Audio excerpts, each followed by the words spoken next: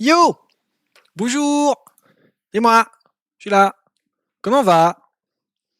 J'ai faim. J'ai reçu mes courses, j'ai fait yes, je vais enfin pouvoir manger. Et puis j'ai fait ouais mais j'ai envie de stream quand même. Du coup je suis là et j'ai très faim. Mais bon, il s'est passé des trucs. Voilà, déjà j'ai été chez le coiffeur. Voilà. Oh là là, c'était dur. Je déteste sortir de chez moi, donc aller chez le coiffeur c'est dur. Et c'est pas fini. Et demain, je fais une colo. Et ça j'ai un peu hâte. Je vais faire les mèches, voilà. Je vais le faire en blond plus clair. Et j'ai hâte de voir ce que ça va rendre. Et j'ai fait ça, je sais pas si je peux vous le montrer. Et voilà, hop, le machin là, c'est le gros pot blanc à côté de mes 12 millions de litres de lait, à côté là. Et ben c'est du coup, oh il y a quelqu'un qui follow, bonjour. Je parlais de mon pot de plante, bonjour. Hop, ah, voilà. Bah, sauf que du coup j'ai niqué le plan, mais on s'en fout. Bonjour. Eh. Free Amélie vous suit, vous suit. Bah merci, c'est gentil, comment ça va? Oui, donc je parlais de mon pot de plante. J'essaye. Moi, je suis quelqu'un qui a besoin de beaucoup, mais alors beaucoup réfléchir pour faire des trucs, finalement. Et parfois, ça me pourrit un peu la vie. Mais, euh, mais comme j'ai dit, là, j'essaie de faire des trucs ces temps-ci. Genre, faire une colo avec mes cheveux, aller chez le coiffeur et tout, là. Et finalement, j'ai fait le choix. Il faut savoir que dans la famille, les plantes, c'est pas trop ça. C'est pas... Ma mère a pas exactement la main verte, et mon père est pas trop plante, voilà. Du coup, ouais, c'est pas trop un business de famille. Et j'ai décidé de prendre une Monstera Deliciosa. Voilà, ça va être joli. Les Monstera Deliciosa, faut savoir que c'est des grandes plantes, enfin des grandes tiges, on va dire, qui ont des grandes feuilles. Et plus c'est grand, plus la feuille est grande. Jusqu'à c'est pas trop dur. Enfin, quoique c'est pas le cas de toutes les plantes en plus. Et une fois qu'elle est assez grande, les feuilles commencent un peu à se déchirer et ça donne des trucs un peu stylés. Hop. Bon, c'est une plante d'intérieur super connue, hein, mais pour les éventuels gens qui connaîtraient pas,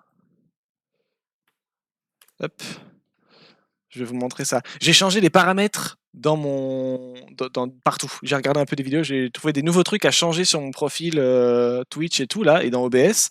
C'est pas impossible que mes streams se passent mieux. Et ça, c'est bien, ça me met en joie. Hop. Alors, je sais bien que du coup, il faut que je remplisse la page, c'est de la merde. Hop, voilà. C'est censé être ça. Ça, c'est le Monstera Deliciosa. Et c'est... Attendez, hop. Donc c'est des... Voilà, plus ça grandit, plus la feuille est grande, et enfin, les feuilles sont grandes, et plus ça se déchire, et ça crée des espèces de stries comme ça qui sont un peu stylées. Et j'aime bien. Et du coup, ça fait que... du coup, ça fait que c'est une grande plante. C'est plutôt une grande plante d'intérieur. Merde, j'ai l'image qui saccade déjà. Ah. Oui, voilà. Qu'est-ce que je peux faire pour arranger ça? Rien. Nickel. Non, là, je peux juste pas virer de fenêtre. Non, va falloir qu'OBS se démerde. Voilà. En plus, j'ai un bon réseau. Je suis à 1520 kbps. Donc là, j'ai pas trop de soucis. Non, il n'y a pas de raison. Mon CPU est pratiquement pas utilisé. Il est à moins de 20%. Bah, je sais pas. Je sais pas ce qui se passe pas bien. J'en sais rien. Bah, tapis. Bref. Et oui, donc je veux ça chez moi. Et donc souvent, c'est une grande plante, mais c'est pas obligé d'être une grande plante. Ça peut commencer tout petit, à genre 40 cm, même pas, et même encore plus petit que ça. Sauf que moi, je veux une grande. Sauf que plus la plante est grande et plus elle est chère, bien sûr. Donc la prendre grande, c'est sympa, mais bon. Oh là, oula. Bonjour, Cacoul. Attends, ça coule un bronze, Cacoul un bronze, je sais pas. Comment ça va? Hello. I only speak French and a bit of English. So sorry if you don't understand what I speak. Comment ça va? Bonjour. Donc j'étais en train de dire, oui, je veux une plante, et du coup, voilà, je cherche ma plante. Tu te rappelles pas de moi? Alors c'est honnêtement, le pseudo me dit quelque chose, mais ça fait un moment que j'ai pas stream, et j'ai été sur. Moi, je consomme énormément de Twitch, donc j'avoue que des pseudos, j'en vois pas mal, quoi. Donc là, j'avoue ton pseudo, je me souviens pas. Je me souviens pas. Mais c'est pas grave, hein. Après, on a peut-être eu des grandes discussions existentielles ici, mais honnêtement, me connaissant, j'ai comme un doute.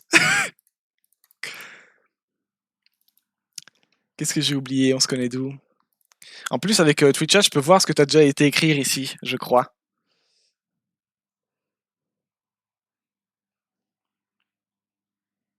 Hmm.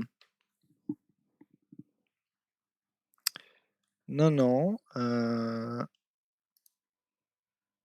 J'étais passé il y a pas longtemps, c'est possible. Je sais plus. Bah bonjour en tout cas. Bonjour, bonjour, comment ça va? C'est quand même gentil d'être là.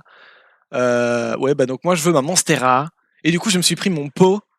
Mon gros pot, voilà. Comme ça, je vais pouvoir. J'ai enfin pu. Parce qu'avant, en fait, avant, j'avais tous mes trucs. J'avais déjà mon substrat. J'avais. Bien et toi? Ça va. Bah, du coup, là, ouais, je fais quelques trucs ces temps-ci. J'ai dû aller faire une prise de sang. J'avais des problèmes de santé, mais finalement, en fait, non. Enfin, j'ai quand même effectivement des problèmes de santé, mais mon sang ne veut pas les montrer. Voilà. Non, non, il va totalement bien, les gars. Il y a pas de souci. Du coup, c'est que ça vient d'ailleurs, et du coup, il vous fait chercher. Bref, donc voilà, bref, on va trouver. Mais apparemment, j'ai plus ou moins une bonne santé, ce qui est une bonne nouvelle, parce que franchement, en fait, il faut savoir qu'il y a quelques années, il y a à peu près un peu plus de 5 ans, je frôlais le diabète et j'étais pas loin des 100 kilos. J'étais entre 90 et 95 par là. Et aujourd'hui, je suis autour des 80, souvent en dessous, et je frôle plus l'obésité, ce qui est bien, je pense, quand même. Donc voilà. Et donc j'ai refait une prise de sang, et aujourd'hui je mange des fruits. Je mange plus que de la malbouffe tous les jours, et il m'arrive, mais ça j'arrive pas encore à en faire correctement, régulièrement.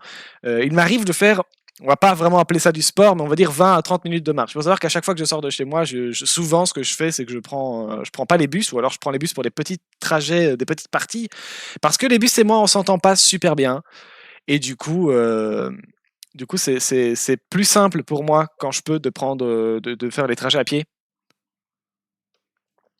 Du coup, forcément, ça fait mon sport. Et moi, j'ai fait les scouts, hein, donc j'ai l'habitude. Si tu sais pas, les scouts, c'est un mouvement de jeunesse. J'ai déjà eu des gens qui savaient pas ce que c'était. Qu'est-ce qu'elle a, ma cam, là, OMG? Je sais pas pourquoi ça bug, là. Mais bon. Pourquoi ma cam, elle ralentit? Est-ce que je peux faire des trucs ici? Je pense pas. Non, non, c'est même pas chez moi, hein. Début d'image. Ce serait ça? Ouais. J'espère. On va bien voir. Qu'est-ce qui se passe? On va savoir. Bref, donc voilà, du coup, j'essaie de me démerder avec mes différents trucs. Ma santé d'un côté, mes envies de l'autre. Et comme j'ai dit, moi, je suis quelqu'un qui arrive jamais vraiment, enfin, qui a beaucoup de mal à faire les trucs et qui doit beaucoup les penser d'abord. Et là, ces temps-ci, je pense moins, et c'est bien. Là, je me suis acheté un pot de plante. J'avais déjà tout le matériel pour la plante, mais il me fallait encore le cache-pot, et le cache-pot ne voulait pas arriver. J'en ai reçu un. Il est arrivé déglingué, malheureusement. Donc, bah, il a fallu que j'en recommande un. Et puis finalement, ils m'ont dit oui, mais on peut pas, il faut que tu fasses les trajets, sinon il va encore péter. J'ai fait moi je veux bien, mais je peux pas. Donc bon, et puis finalement j'ai quelqu'un qui a fait les trajets, et j'ai mon pot, youpi, je suis joisse. Et peut-être que je pourrais montrer une petite partie de ma plante en live. Voilà. Parce qu'elle fera entre 60 et 80 cm, mais la taille du pot est comprise dedans, mais c'est pas censé être énorme. Donc ça devrait arriver plus ou moins par là. Voilà, vous devrez voir le haut des feuilles de la Monstera quand elle sera là. Et puis moi j'ai un pot qui se relève par rapport au sol, donc on pourrait peut-être la voir, et ça c'est bien. Et comme ça on pourra voir ma grosse plante en live, et ça fera un peu de déco aussi, parce que à la base, si j'ai pris un plante, c'est parce que j'avais envie d'une plante, mais aussi parce que je voulais un peu de déco dans le décor, qui soit un peu de couleur finalement, parce que sinon je trouve que c'est un peu triste. Voilà, je trouve qu'on s'ennuie un peu dans mon décor. Au moins il y en a un, il y a quelques mois il n'y en avait pas déjà, mais ouais, je sais pas. déjà le fond, bon, le mur, c'est pas moi qui choisis, hein, il est comme ça, mais voilà, le mur était un peu triste et le décor, j'ai rajouté ce que j'ai pu, mais voilà, c'est toujours un peu voilà. D'ailleurs, j'ai rajouté un calque autour de la caméra, voilà. À la base, l'idée c'était de faire genre qu'on a défoncé les murs en bois de genre d'un chalet, tu vois, pour voir ma tête, mais sauf que j'ai pas trouvé et que les calques c'est un niveau trop haut pour mon petit cerveau à faire. Donc du coup, tant pis. Voilà, j'ai pris un truc OSEF et le jour où j'aurai l'énergie pour me concentrer là-dessus, je verrai bien. Ça a l'air d'être un bordel à faire les calques. Je sais pas si tu stream toi, mais du coup c'est qu'à couler un bronze ou ça couler un bronze, je sais pas, tu m'as pas dit. Je sais pas si tu stream, mais c'est un bordel à faire globalement les setups de stream. Mais ouais, tous les calques, les trucs de scène, etc. Faut que ça fonctionne, que ce soit pas trop chargé, parce que plus il y a de scènes et plus le stream est lourd. Et il faut quand même que ce soit original et qu'il y ait une patte un peu qui correspond au streamer, quoi. Et tout ça dans la limite des possibles, c'est compliqué, c'est un peu chiant. Mais bon. Et ouais, du coup, je fais différents trucs. Donc là, j'ai pris ma plante, je me suis acheté ma plante enfin, parce que jusque-là, j'avais en matos, j'avais le substrat, la sphène, le tuteur et tous les trucs. Mais là, maintenant, la plante est achetée et j'attends qu'elle arrive. Et ouais, alors ça se voit pas formidablement là parce que j'ai mon casque par-dessus, mais j'étais chez le coiffeur. Alléluia. Et demain, je vais me faire des mèches. Ça, je suis content. Et puis voilà, c'était surtout ça. En fait, voilà, voilà. Et ouais, il y avait rien qui disait que je suis en mauvaise santé dans la prise de sang. Le seul truc auquel il faut que je fasse gaffe, c'est le sucre. Voilà. Apparemment, il faut pas dépasser les 100, sans quoi je saurais pas vous dire, hein, c'est mon médecin qui m'a dit. Il faut pas dépasser les 100, et malheureusement, je suis à 101. Vraiment, juste histoire de faire chier, quoi. Mais ça, j'en avais déjà parlé en live. J'ai découvert un glacier qui fait des glaces artisanales. Bon, voilà quoi. Il faut que je me lasse un peu, mais dans quelques semaines, mon taux de glycémie va redescendre. Donc voilà, là pour l'instant, je me fais surtout. En fait, chez moi, je bouffe bien, mais c'est tellement chiant ce que je bouffe que du coup, j'ai envie d'aller voir ailleurs, quoi. Et donc forcément, savoir qu'il y a une pizzeria et un glacier à côté de chez moi, pas trop cher, qui livre vite en plus et qui fait bien son taf, bah, du coup, c'est voilà, compliqué, quoi. Mais bon. Donc voilà. En plus, ces temps-ci, j'arrête pas je me dis, ces temps-ci, ça fait genre plus d'une semaine que je me dis, j'aimerais bien streamer, ça serait marrant. Et en même temps, après, je me dis, oui, mais il y a des gens qui streament. Voilà, j'ai beaucoup trop le FOMO, ça m'énerve. Parce que je l'avais pas encore, il y a pas si longtemps, je l'avais pas tant que ça. Ou en tout cas, je le remarquais pas. Et là, maintenant, vraiment, à chaque fois, en fait, le problème, c'est que plus le temps passe et plus je suis des gens parce que j'ai le follow facile. Donc du coup, à chaque fois, je vois la liste de tous les gens qui streament plus ou moins tout le temps. La nuit, c'est plutôt des gens qui font de la musique, hein. Mais le jour, il y a énormément de gens qui font plein de contenu et je les vois et j'ai envie d'aller voir. Mais je me dis oui, mais en même temps, bon, bah, il faudrait que je fasse ça, puis éventuellement, il faudrait que je mange. Voilà. Et selon le contenu, je sais que je vais pas pouvoir faire les deux en même temps. Ce qui est marrant d'ailleurs, parce que je suis plutôt quelqu'un qui a tendance à faire tous les trucs en même temps. Voilà, genre, je suis incapable de faire différentes tâches à la con en même temps, mais j'ai envoyé un message à ma pote il y a pas longtemps, il y a quelques jours parce que j'avais remarqué quand j'étais petit, il faut savoir que je faisais déjà beaucoup ça, c'est-à-dire que je fais genre je joue à un jeu vidéo, mais enfin je joue à un jeu vidéo sur mon PC et sur mon téléphone, mais aussi sur ma tablette et en même temps j'ai plusieurs lives en fond et tout ça en même temps. Ok. Et voilà. Et malgré tout, apparemment, mais les pédopsychiatres que j'ai vus quand j'étais petit ne savaient pas déterminer si j'étais autiste ou pas. On se demande. Franchement, je me demande. Bref. Ça, j'en ai déjà parlé. Hein. Ils étaient globalement d'accord pour dire que mon cerveau fonctionnait pas, hein, ou plus ou moins à l'envers. Mais dire réellement ce qui marchait, il y en a pas trop qui ont voulu s'avancer en disant oui, alors en fait, non. Juste, ils disaient effectivement, tu es con. Tu es très con, on est d'accord, tu fonctionnes pas, mais après, voilà.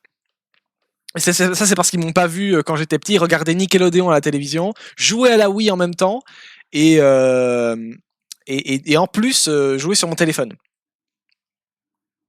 Et écouter, parce qu'à l'époque Twitch je connaissais pas, et écouter des vidéos YouTube, plusieurs en même temps. Et en plus parfois je comblais les moments de temps de chargement et de pub avec la Nintendo DS sur le côté. Et mon père, il voyait ça, ça lui posait pas de soucis. Non, mais il va bien, ce gosse. Ok. Et ouais, c'est un truc que je fais encore. Surtout que j'ai des jeux doudous, on va dire. Il y a des trucs que je fais continuellement. Genre j'ai déjà parlé de Dragon Ball Xenoverse 2, très mauvais jeu, n'y jouez pas. Mais c'est voilà, j'ai trop l'habitude. C'est vraiment un jeu, c'est un jeu où on peut créer un personnage dans l'univers du manga qui est Dragon Ball et après on peut essayer de faire de personnaliser un peu son personnage et on est censé pouvoir récupérer les attaques de plein de gens. C'est un genre de jeu de combat, hein, c'est un versus fighting. Récupérer les attaques de plein de persos et on peut les mettre sur une autre et leur mettre des tenues particulières et tout. Et je connais le jeu par cœur, vraiment par cœur. Mais je continue quand même de faire des tas de mix. Je joue pas en ligne et parce que ça pue la merde. Et le mode histoire est pas très intéressant. Mais et l'histoire des DLC c'est pareil, c'est de la merde. Mais au moins il y a le mode d'entraînement qui fait que tu peux taper contre tes propres persos et contre les persos du jeu. Et ça, je le fais tout le temps avec mes persos à moi. Que je fais dans mon côté pour essayer de trouver des nouveaux combos, créer des nouvelles tenues et tout. Et ça reste un très très mauvais jeu. Hein. Globalement, faut pas y jouer. En plus, c'est Bandai Namco. Hein. Donc, bon, niveau pognon, ça brasse. Mais, mais voilà, du coup, j'y vais tout le temps pour faire des tas de combis, de regarder les. En fait, ce qui est intéressant avec ce jeu, c'est qu'il est vraiment, mais alors vraiment très mal fait. Très très mauvais. Donc, il y a une énorme partie des techniques qui ne marchent pas. Ce qui casse les couilles hein, quand tu les payes dans un DLC qui t'a coûté 7 €. Mais voilà. Et du coup, je m'amuse à essayer de trouver un peu comment essayer de faire fonctionner des techniques malgré qu'elles ne fonctionnent pas. Et il y a des moments où on se demande même si elles n'ont pas été pensées pour ne pas marcher. Quoi. Ça, plus le déséquilibrage total, tu peux pratiquement one-shot certains persos avec une seule attaque. Pardon. Donc bon, c'est n'importe quoi. C'est vraiment un très très mauvais jeu, faut pas y jouer, il faut surtout pas l'acheter. Hein, donc, leur donnez pas du pognon pour ça.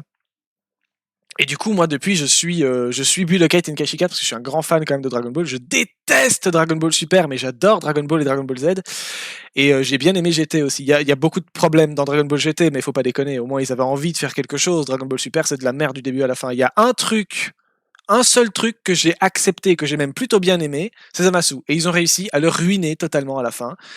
Voilà, c'est à croire que ils avaient vraiment pas envie de faire un truc bien avec Dragon Ball Super. Ça me déprime un petit peu. Donc voilà. Mais donc du coup, il faut savoir que quand j'étais petit, quand je jouais avec mes 12 000 jeux en même temps, voilà, pour passer le temps parce que je me faisais chier, je jouais à Budokai et à Budokai Tenkaichi 3, évidemment. Et il faut savoir que là, il va y avoir un nouveau jeu. Il faut savoir que Budokai Tenkaichi, Budokai Tenkaichi 3, ça a plus d'une grosse dizaine d'années, peut-être une quinzaine d'années. Que ça fait une dizaine, quinzaine d'années que le dernier opus est sorti. Et je l'ai poncé sur la Wii, fort, vraiment fort. Et donc, il va y avoir le 4, entre guillemets, qui va sortir. Et je suis mitigé concernant ce jeu. Ça aurait dû être une légende absolue. Voilà. Ce jeu était fort demandé. La communauté de Budokai Tenkaichi 4 est très très active encore. Et elle fait beaucoup de ROM hack, enfin de ROM hack bien sûr, de versions. C'est parce que j'ai regardé Fieldrong il y a pas longtemps. Ça. Il y a beaucoup de gens qui qui manipulent un peu les saves de certains jeux, qui mettent des mods et qui font des tas de trucs en plus. Et du coup, ça modifie drastiquement les jeux. Et du coup, il y a pas mal de jeux, de faux jeux, de fausses copies qui s'appellent Budokai Tenkaichi 4, mais qui sont pas réellement le 4e opus. Le 4e officiel va sortir. Aïe. Voilà. En fait, déjà de base, je pense que le jeu est pas fait pour être un Budokai Tenkaichi. Ce n'est pas un Budokai Tenkaichi. Ils ont raté le seul élément qui, à mes yeux, comptait dans le jeu, et ça me casse les couilles. Donc bon, en fait, ils ont l'air de vouloir faire un genre de Jump Force avec les codes de Budokai Tenkaichi. Et ça me rend triste, parce que c'est pas ça que je voulais. Et là, du coup, comme ce sera le 4 officiel, bah, c'est la lignée directrice que va prendre la saga maintenant, enfin la licence, si tant est qu'il y ait une suite. C'est archi mort de revoir un vrai Budokai comme il était avant. Et ça me fait chier. Voilà. Ça me casse les couilles. J'aurais préféré qu'on me parle juste pas de l'existence de ce potentiel jeu. Ça aurait été mieux. Voilà, j'aurais été plus heureux. Enfin, moins triste en fait. J'aurais pas eu l'ascenseur émotionnel. En fait, il faut savoir que Budokai Tenkaichi 3, c'est un jeu qui est assez connu essentiellement pour le fait de... Enfin, donc c'est un versus fighting, donc tu prends un perso, l'autre prend un perso, vous vous tapez dessus. Ok. Il faut quand même qu'on parle 30 secondes de la largeur du roster. Le nombre de persos qu'il y a dans Budokai Tenkaichi 3, c'est incroyable. Je crois que c'est le jeu qui contient le plus de persos. Et on est très très loin de Fighter Z. Hein. Voilà. Fighter Z avec tes 15 persos, avec ton DLC là, super cher. Non, ça va bien 30 secondes. Non, Budokai Tenkaichi, c'était combien exactement On va vérifier ça. J'ai des mouches qui m'envahissent. Fait chier. Budokai Tenkaichi 3. Nombre perso. Plus de 160 persos. Alors, il y a les transformations qui sont comprises dedans. Donc, c'est parfois un perso décliné en plusieurs fois avec des tenues différentes et des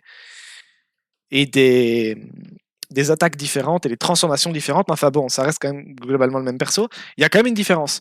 Le jeu était beau pour l'époque, sur Wii quoi. Il était équilibré, il était stylé à jouer. Et alors, ouais, 160 persos. Et dans les 160 persos, il permettait de jouer tout et n'importe quoi. Et c'est ça qui était stylé avec ce jeu, je trouve. Moi, j'en avais un peu rien à foutre de pouvoir jouer sur un jeu ultra beau et tout. Moi, ce qui m'intéressait, bon, d'une part, c'était les mécaniques de gameplay qui étaient un peu sympas, mais surtout, ce qui m'intéressait avec ce jeu, c'était la variété des persos. What the fuck? Le genre de perso, tu te dis, mais qu'est-ce que tu fous là, en fait? Il y a que le fan hardcore qui saura ce qu'il fait là. Genre Harale de Dr. Slump, je crois, qui est un autre manga d'Akira Toriyama. Ou alors c'est un manga à un de ses potes à lui avec lequel il a fait un crossover, je sais plus. Je crois que c'était un manga à lui. Et j'ai pas beaucoup lu de Dr. Slump, mais forcément j'ai vu les apparitions de Harale dans Dragon Ball. Et c'était fun, voilà, j'aimais bien. Et il faut savoir qu'Harale c'est un robot. Et que il y a toute une série de en fait dans Dragon Ball il y a une série de mécaniques spéciales selon si tu joues un humain ou un Saiyan ou bref un couillon normal ou un truc qui n'est pas que organique, donc les cyborgs ou les robots. Et Harale correspond à la catégorie des cyborgs et elle a des mécaniques qui s'adaptent et je trouve ça cool. Et ça vaut malgré tout le coup, sachant que en fait Dragon Ball c'est un monde, enfin c'est un manga où merde. C'est un manga où le... Allez, pitié, voilà. Où la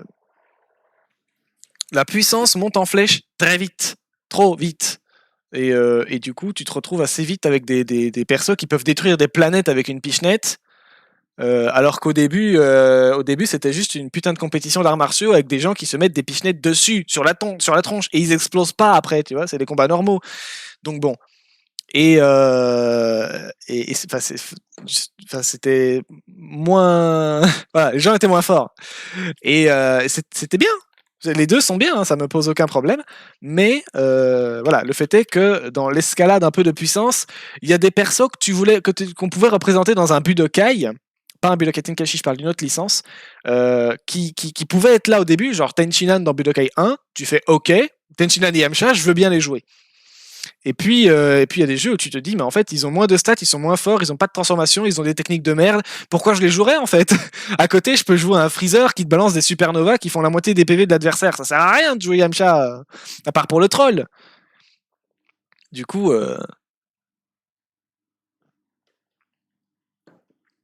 bof. Voilà.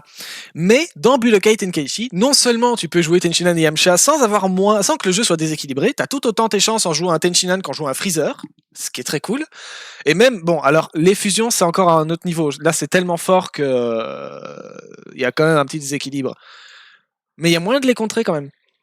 Mais voilà, donc c'est quand même, ça reste un peu limité, hein, mais c'est tout à fait, tout le jeu est très équilibré. Et il y a plein de persos qui ont leur mécanique propre et tout. Il y a des transformations où on peut plus leur faire certaines techniques. Tout est un peu logique et je trouve ça stylé. Et tu peux vraiment jouer tout et n'importe quoi. Même les persos les plus faibles que tu n'aurais pas pensé pouvoir jouer sont tout aussi équilibrés que ceux qui le sont plus. Il y a un seul perso troll dans tout le jeu et il se joue quand même. Pas aussi efficacement que tous les autres, mais il se joue quand même. Donc c'est assez stylé. Voilà. C'est ça que j'aimais bien dans Budokai Tenkaichi 3, c'était vraiment de pouvoir prendre des persos complètement random dont personne se souvient et de pouvoir taper des persos horriblement forts avec, et ça crée des situations what the fuck quoi. Et comme c'était des persos assez peu connus ou que les gens utilisaient globalement pas, bah enfin, il n'y a pas de mode en ligne, hein, mais du coup ça crée un peu un décalage avec les gros monstres qu'on fait, les gros monstres, les gros persos qu'on nous mettait en face dans le mode histoire, etc. Et le mode de difficulté était vraiment dur. Il y avait moyen de prendre un truc facile, mais il y avait moyen de prendre du vraiment dur, et ça j'aimais bien. Donc voilà, j'ai surkiffé Budokai Tenkaichi 3. En plus, il y avait moyen de modifier de donner des objets pour buffer tes persos ou créer des conditions modifiées et tout. Il y avait plein de moyens d'impacter un peu, de programmer les combats. C'était un peu stylé. Il y avait 2-3 modes différents aussi. Il y avait bon, évidemment le championnat des arts martiaux, il y avait des modes spéciaux de combat et tout. C'était un peu stylé. Et puis vient Budokai Tenkaichi 4, qui s'appelle Sparking du coup. Sparking 0, puisque les autres Budokai Tenkaichi au Japon, d'où ils sont originaires, s'appellent Sparking. Et donc là, ils sont retournés à Sparking, mais 0. Et ce coup-ci, Budokai Tenkaichi 4 s'appellera officiellement partout Sparking, y compris chez nous. Donc il n'y aura jamais de Budokai Tenkaichi 4 écrit vraiment dessus, Tenkaichi 4. Ce sera Sparking 0. Et en fait, ils sont partis sur l'idée de vouloir montrer un jeu qui est très beau et qui fait vraiment ressentir aux joueurs l'expérience du combat et du décor en fait. Il y avait déjà de la destruction de décors dans le jeu. Tu envoyais une énorme vague d'énergie dans le sol et le sol se fissurait par exemple et la terre explosait, et après on te mettait un autre écran où on te changeait de décor, ou des trucs où tu pouvais détruire des arbres, créer des crevasses dans le sol et des trucs comme ça. C'était stylé, hein. J'aimais bien, mais c'était pas pour ça que je jouais quoi. Et du coup, ils ont gardé vraiment cet impact, cette idée-là d'impacter le joueur et de le faire se sentir puissant, quoi. Moi, ça m'intéresse pas plus que ça. Et il y a beaucoup moins de persos. Il y a pas mal de persos encore dans le roster de Budokai Tenkaichi 4, mais il y en a tellement moins que dans le 3. Et surtout, c'est des persos que tu t'attends à les avoir. Bon, malheureusement, il y a DBS qui se rajoutent aux persos. Ce qui crame des places dans le roster pour des persos que je n'aime pas, donc forcément ça me fait chier. Mais, mais en plus, il y a vraiment. On oublie tous les persos qui étaient un peu stylés, genre Arale dans Budokai 4, dans Budokai Tenkaichi 4, c'est mort, vous l'oubliez, hein, elle sera pas là. Et voilà, c'était pareil pour Devilman. Diableman, qu'est-ce que c'est que ce truc de merde? C'est complètement con. Voilà. Diableman, c'est un peu un cheat code. C'est un perso qui est censé, enfin, c'est un genre de perso un peu spécial, qui est censé, sans évoquer trop le lore, pouvoir tuer en un seul coup avec sa technique ultime, donc c'est une technique qui prend beaucoup de temps à charger, tuer en un seul coup tous les persos qui sont considérés dans le jeu comme méchants. Voilà, en un seul coup. Et donc il est très peu intéressant contre les persos qui sont censés être gentils, mais contre les persos qui sont méchants, c'est horriblement fort. Il a assez peu de vie voilà, mais en plus du coup il a une bonne charge de ki, donc il peut très vite charger sa technique et il va très vite. Il se déplace vite, donc voilà. Par contre au corps à corps il fait 0 dégâts, hein, mais on s'en fout. L'important c'est de placer l'ulti. Et donc voilà, il y avait des tas de mécaniques un peu sympas comme ça. Et Diableman, c'est un perso qui est là au tout début enfin peut-être pas au tout début, mais fort au début quand même du manga Dragon Ball. Et, euh, et bien avant Dragon Ball Z et bien avant Dragon Ball Super. Donc c'est quoi? C'est quelque part vers 30-40 ans avant dans l'histoire. Donc c'est loin avant quoi. Et pourtant on peut quand même le jouer. Et il est équilibré. Peut-être pas tout aussi équilibré que n'importe quel autre perso, mais il est équilibré quand même. Bah, c'est cool. Parce que chez moi, je vois que vous avez un gros décalage image-son. Et finalement, quand je regarde chez vous plutôt que chez moi sur ma POV, bah, je vois que le son est équilibré. Donc j'ai bien fait mes paramètres, c'est cool. La caméra bug plus trop. Donc c'est bien, les problèmes ont été résolus. Qu'est-ce qui a fait que ça a bugué? J'en sais rien. Tout à l'heure, là, ça a un peu bugué, je sais pas pourquoi. Bref, donc voilà. Mais voilà. Trêve de conneries, du coup. Si je suis là, c'est surtout pour parler d'espèces bizarres, comme je fais tout le temps. Hop.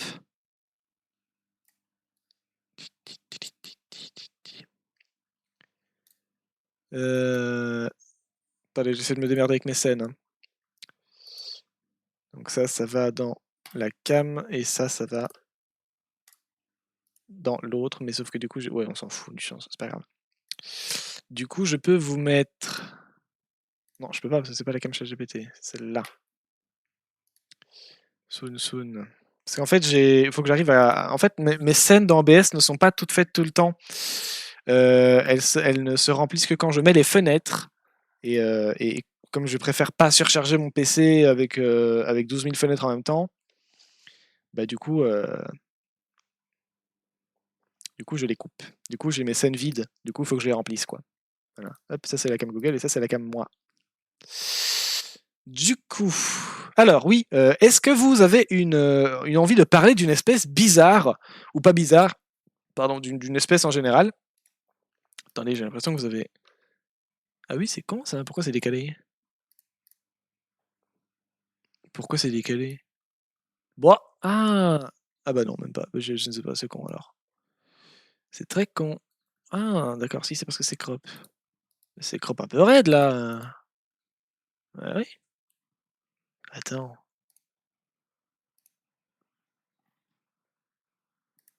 Bon, dis donc.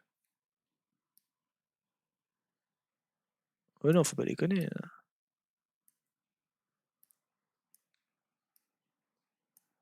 Voilà, c'est mieux là.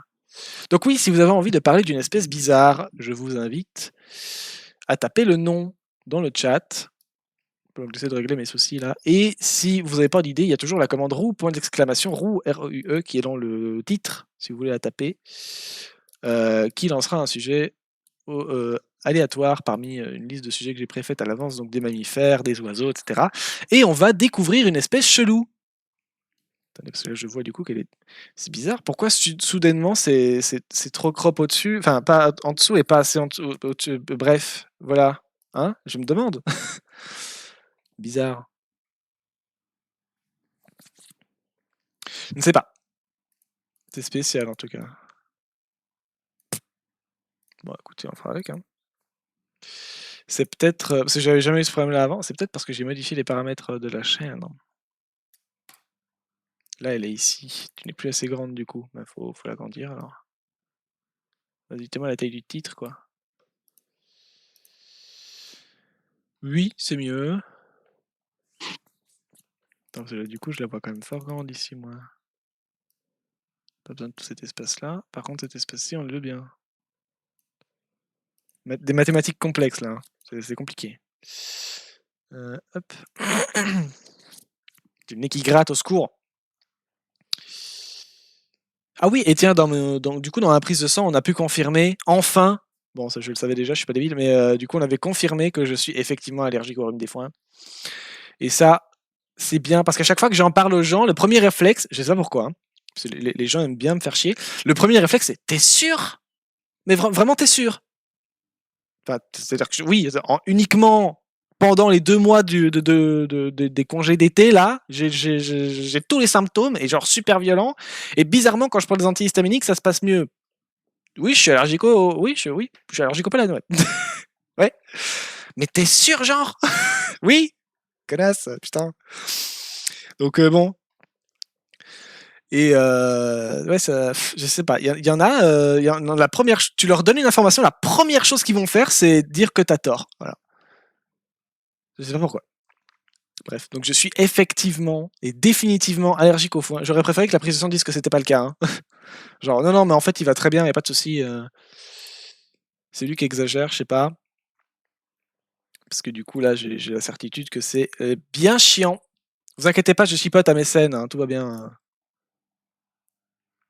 Pour vérifier que partout, tout est bon, correctement, bien mis. Voilà, c'est genre, pour éviter ça, là. Qui crop n'importe comment.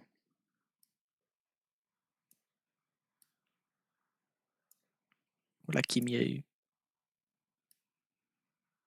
Tac. Et ouais, et là, ouais, attends, regarde-moi l'espace qu'il y a ici, ça sert à rien. Ça ne sert à rien. Hop. Allez. Oula. J'ai les emmerdes qui commencent. Ma souris veut plus. Allô? Oh. Eh, bon, bien. Voilà. Ah oui, mais sauf que du coup, là maintenant, j'ai mon truc qui est trop petit. Enfin, trop petit, qui est trop loin. Mais je me comprends, ne vous inquiétez pas.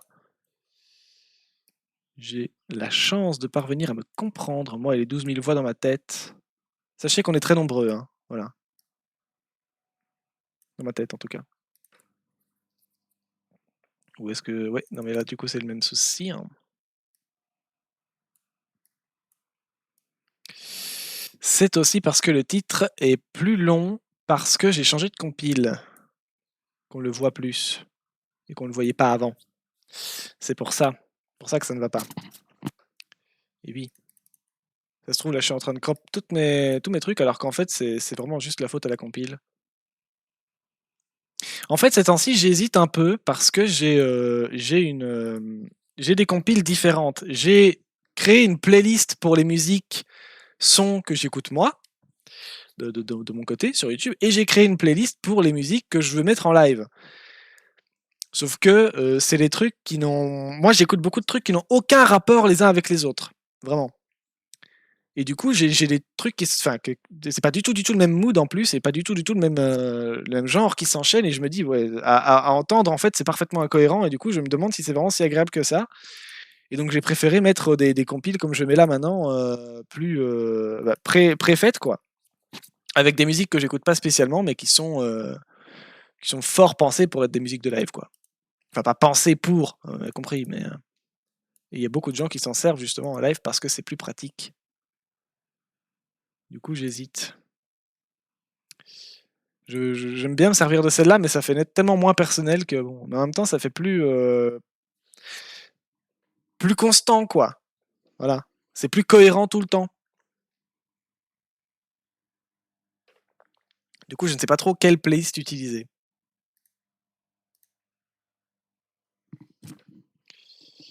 Attendez.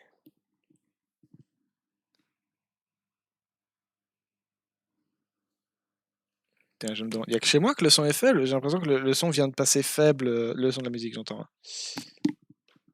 Mais du coup, je n'avais pas cette impression. Il n'y a que chez moi que le son est faible. J'ai l'impression que le son vient de passer faible, le son de la musique, j'entends.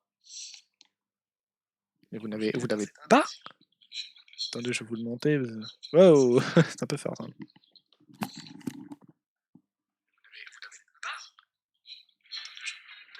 Bah oui, c'est mieux. Non?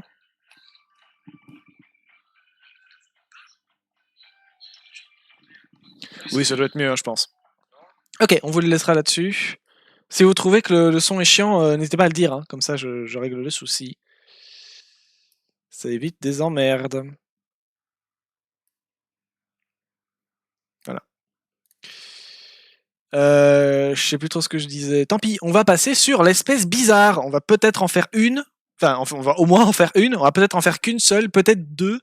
Ça dépendra de ma capacité à tanker la faim. Parce que j'ai la dalle, en fait. Et j'ai reçu mes courses il y a 2 heures. Donc, j'ai faim. J'ai faim. Alors, bah, je vais taper la commande, moi, du coup. Hop. Ce sera un poisson. C'est un hareng.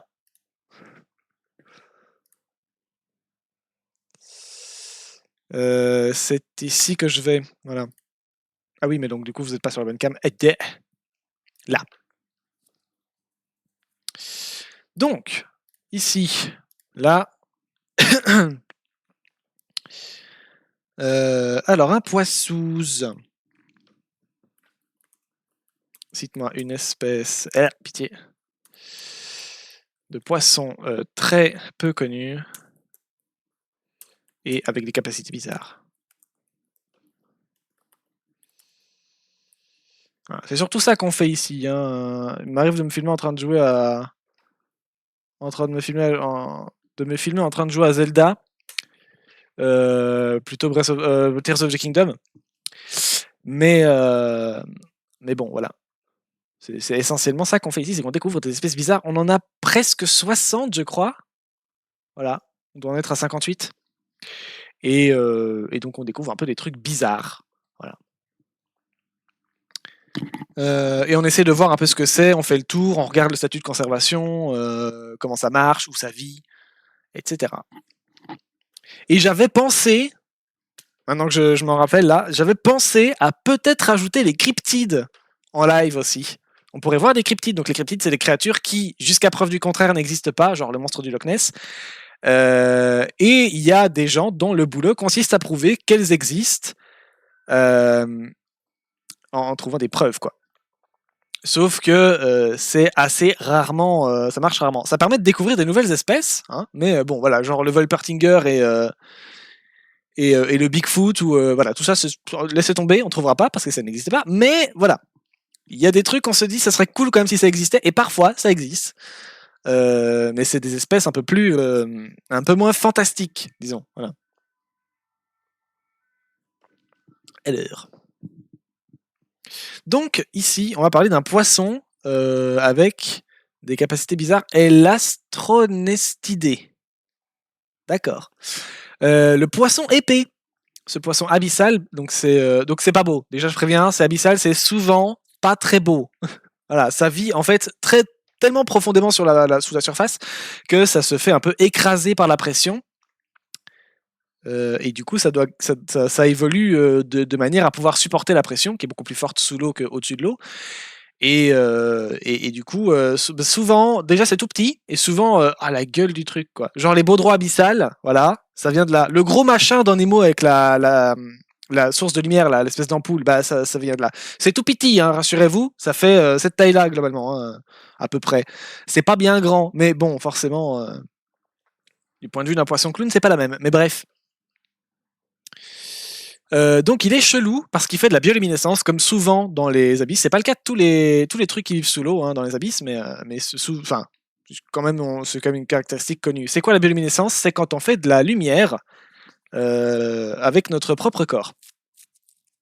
Voilà. Souvent c'est bleu ou vert parce que ça traverse plus facilement la lumière sous l'eau, mais ça peut être autre chose. Voilà.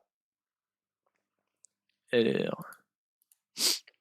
Les poissons épais vivent dans les profondeurs de l'océan, souvent à plus de 1 km de profondeur, où la lumière du soleil ne pénètre du coup pas. Pour s'adapter à cet environnement sombre, ils ont développé des organes bioluminescents qui leur permettent de produire de la lumière. Alors ça peut servir, c'est pas forcément instinctif, mais ça peut servir à se planquer. Oui, parce que selon où ils produisent la bioluminosité et par rapport à d'où vient la lumière et de quand elle vient et de... Bref, ça peut parfois, avec une illusion d'optique, permettre de se camoufler ou de faire croire qu'il n'y a rien ou qu'il y a une proie ailleurs que là où ils sont. Bref, je ne saurais pas tout vous expliquer correctement, mais voilà, ça permet parfois de se planquer, d'émettre de la lumière dans un endroit où il n'y en a pas. Parfois, ça permet de se planquer. C'est spécial. Et sinon, ça peut aussi attirer des prédateurs ou, au contraire, on avait c'est pas un animal, on avait un... Comment ça s'appelle déjà? Je sais plus. C'est des micro-organismes qui font unicellulaires, qui font genre, ils sont tout petits quoi, mais qui sont capables. C'est pas des animaux, c'est pas des végétaux non plus. Ils sont capables de faire de la photosynthèse. C'est du zooplancton, mais je sais plus comment ça s'appelle ce truc dans les règnes du vivant là. Bref, voilà. Et donc ça peut faire de la photosynthèse, mais ce n'est pas une plante. C'est un organisme unicellulaire qui fait sa vie et qui n'est pas un animal non plus. Et voilà. Et du coup, ce truc peut faire de la bioluminescence pour différentes raisons, mais ça pourrait lui servir aussi. Ça fait de la bioluminescence quand c'est agressé, on va dire. Voilà, vous le prenez, vous le mettez dans une bouteille, vous secouez la bouteille, ça fait de la lumière. Et ça peut servir quand ton prédateur t'agresse, en te mangeant par exemple. C'est une agression, une forme d'agression.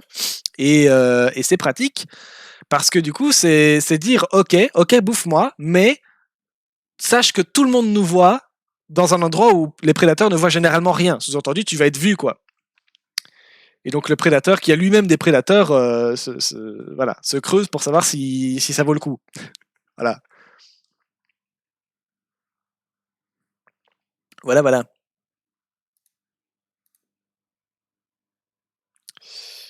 Donc, c'est un petit peu des paris qui font comme ça. Donc ça vaut le coup de produire la luminosité, parce que ça peut être utile de plein de façons différentes. Même sous l'eau, où on pourrait se dire que ça va juste te rendre visible, parfois ça reste intéressant.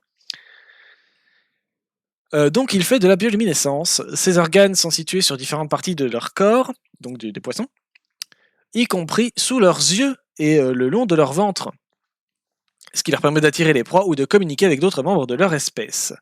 En plus de leur bioluminescence, les poissons épais possèdent des dents longues et fines, semblables à des crocs, ils ont des dents quoi, qui leur permettent de capturer efficacement des proies dans l'obscurité. Ils ont également des yeux extrêmement sensibles à la lumière, ce qui leur permet de détecter les moindres éclairs de bioluminescence parmi leurs proies ou d'autres poissons. L'astronestidé est un excellent exemple de diversité et de l'étrangeté des créatures vivant dans les profondeurs océaniques, et ces adaptations uniques en font une espèce fascinante à étudier. L'astronestidé. Purée. Alors. Ouais, là. On n'a pas un nom scientifique pour ça, pitié? Un nom latin? Comment ça se prononce ça? Star Eater's Fish?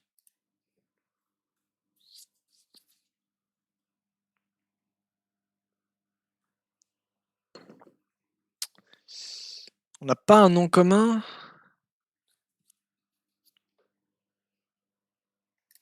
Attendez. Là. C'est un nom commun, ça me permettrait de le trouver facilement sur des sites dont je suis presque sûr qu'il sera dessus. Mais je n'ai pas son nom. L'astronestidé.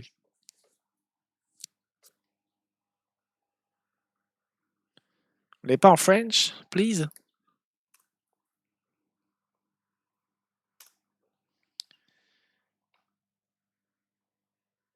Elle est... Alors, non. Eh ben, je vais me faire foutre. Non. Bon, bah, on va tenter d'aller voir quand même. Alors, Animalia.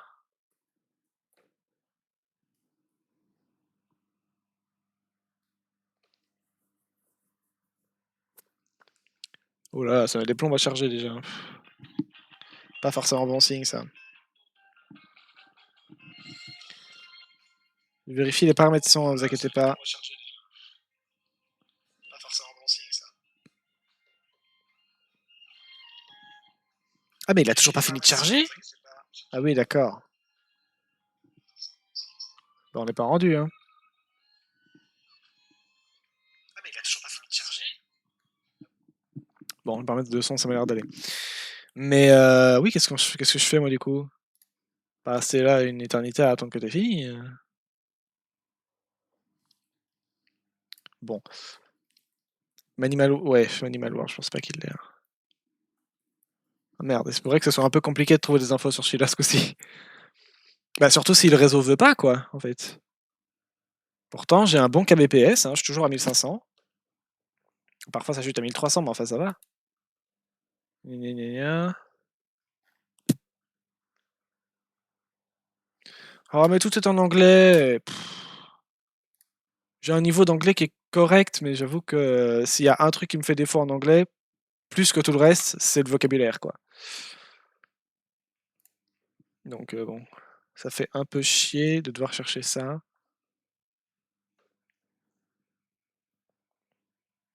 Je vais demander au chat qui pète s'il a pas un nom commun plus simple. Nom commun de ça.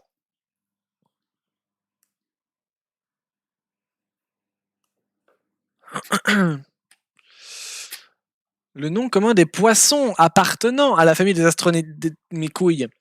Donc, ah oui, il a dit poisson épais, je suis un connard. Donc c'est une famille, c'est pas une espèce de poisson.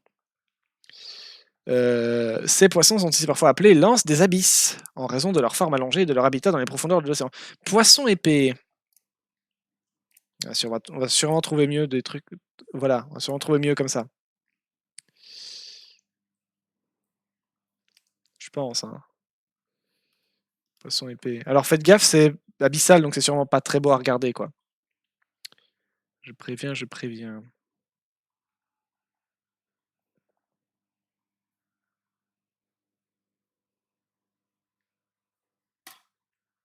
J'ai peut-être trouvé un truc. Ah, c'est un PDF. Qu'est-ce à dire que ceci?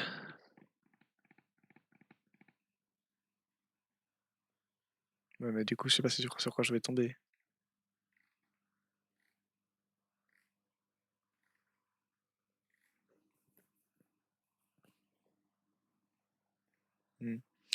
Ouais, je suis pas chaud d'aller voir, hein. Poisson épée. Mais maintenant qu'on a poisson épée, il va pas me le dire, Animalia, hein? T'es sûr, tu l'as pas?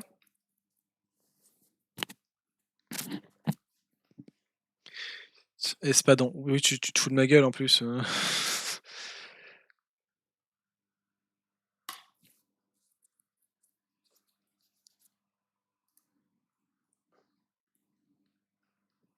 Tu la rends pas du tout.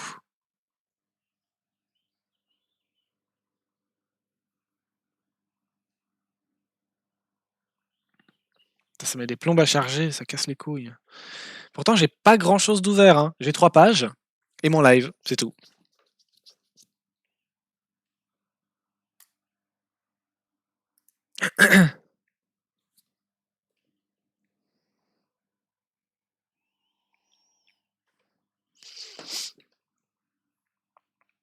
Bon.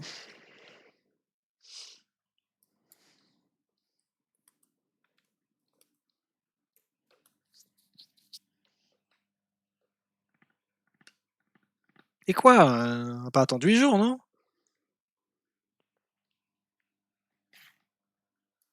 Bon, il trouve pas, hein. Ah, va falloir passer par autre chose alors. Attendez, ça je vais le virer, ça sert à rien de le garder. Poisson de la côte atlantique, oui. Non, mais ta gueule.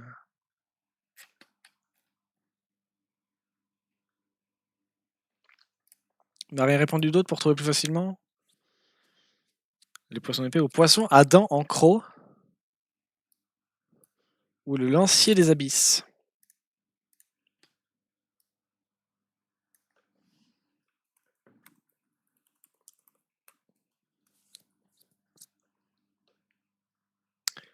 D'accord.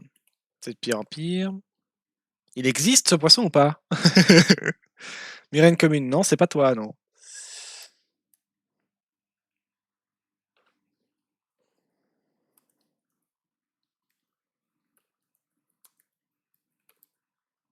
Poisson lancier des abysses. On va bien finir par le trouver quand même.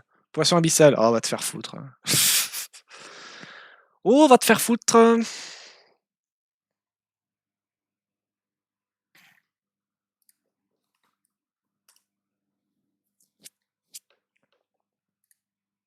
C'est chiant un peu, pourquoi on trouve rien? Qu'est-ce que c'est que cette merde encore? Non, mais ta gueule.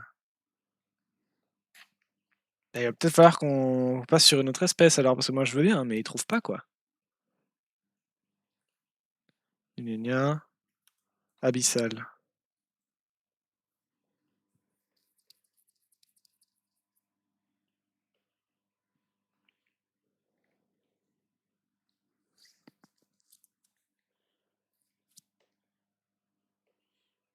Bah, je trouve pas quoi. Bah merde.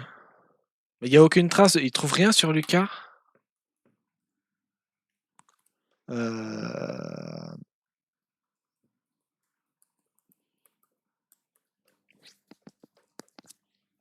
On devrait forcément trouver un petit truc sur Lucas quoi. C'est pas Lucas. Ça s'appelait pas Lucas, ça s'appelait autre chose. Merde, c'était quoi le nom? Lucas c'est autre chose. Je confonds les notions, mais merde, ça s'appelait quoi déjà?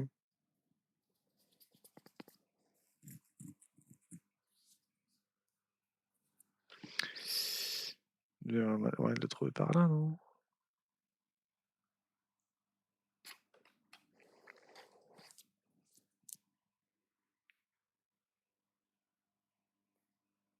Éole, rien à voir. Lucas, c'est Last Universal Common Ancestors. Mais Ancestor, du coup. Non, moi je parle bien d'Éole. L'encyclopédie Hall. Alors, de la vie, voilà. Of life. Certes, mais du coup, là. Et donc, moi, je veux toujours les machins. Oui, je sais ce que c'est bon, ta gueule. Hop.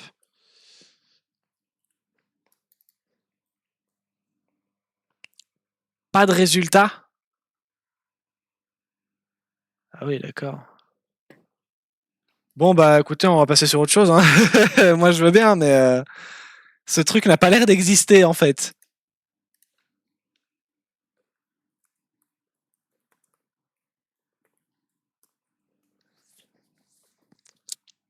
Je comprends pas d'où il trouve sa source. Attendez, quoi? Qu'est-ce que... ChatGPT, ça va Attendez, je vous montre. Donc là, j'ai demandé connement, ça existe vraiment, en me disant bah oui, il va dire, il va te donner des infos en plus, enfin en plus, il va répéter la même chose, mais bon, ça changera pas ceci. Et là, il me dit, je m'excuse pour la confusion, la famille des Astrostenidae n'existe pas. Et pourquoi tu me casses les couilles alors? Donc les Astronestidés n'existent pas, d'accord. Cependant, il existe une famille de poissons abyssaux appelés Stromiidés, également connus sous le nom de poissons dragons qui n'ont absolument rien à voir. Ces poissons présentent effectivement des caractéristiques étonnantes et adaptées à la vie dans les profondeurs océaniques. Les poissons dragons appartenant à la famille des Stomidés sont connus pour leur capacité bioluminescente et leurs longues dents en forme de crocs. Ils vivent à des profondeurs extrêmes et utilisent la bioluminescence pour attirer des proies et se camoufler dans l'obscurité. Leur apparence étrange et leur adaptation unique en font une espèce fascinante et peu connue. Bah, on va essayer d'aller voir celle-là, mais je promets rien. Hein. Les trucs qui sont là. Les poissons dragons.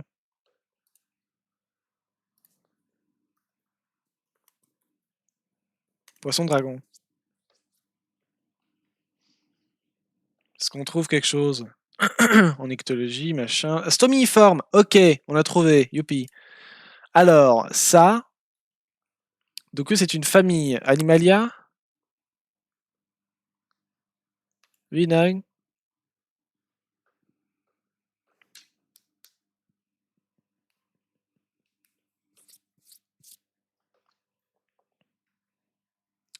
Animalia, mais c'est Pégase, ça. Ah non.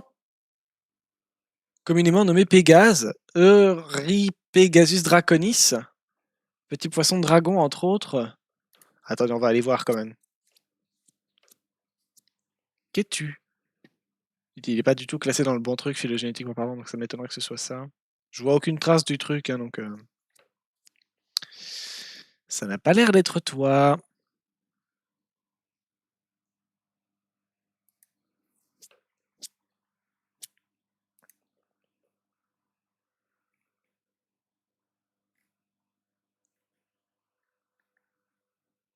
Stomiidé. Dragon avec... Youh, ben, j'avais dit que c'était abyssal, c'est logique, il est pas beau. Il est pas beau, effectivement il est pas beau, voilà.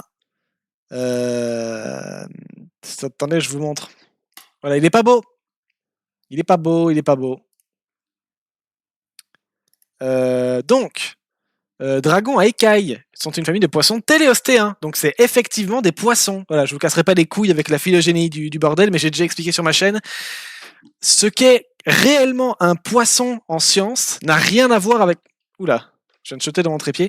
N'a rien à voir avec ce qu'est un poisson dans l'imaginaire collectif des gens couillons comme plus ou moins tout le monde qui ne travaillent pas en science.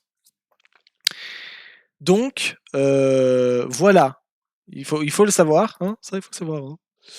Et du coup, enfin il faut le savoir, non, tout le monde s'en fout, mais les connards comme moi aiment bien le rappeler. Et du coup, c'est comme ça qu'on sait que le requin n'est pas un poisson, la raie non plus, et ils sont tous les deux cousins l'un de l'autre. Ils sont tous les deux plus proches l'un de l'autre que chacun d'entre eux du poisson. Voilà.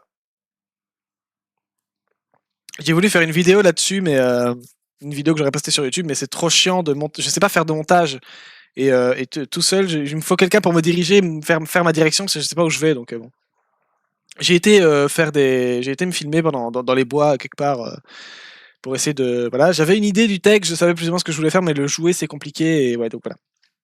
Et c'est comme ça que j'ai eu mon trépied d'ailleurs. Il a fallu trouver un trépied pour aller me filmer en forêt et bim le trépied dans lequel je viens de shotter, il vient de là. Voilà. C'est pour ça. Bref. Donc voilà.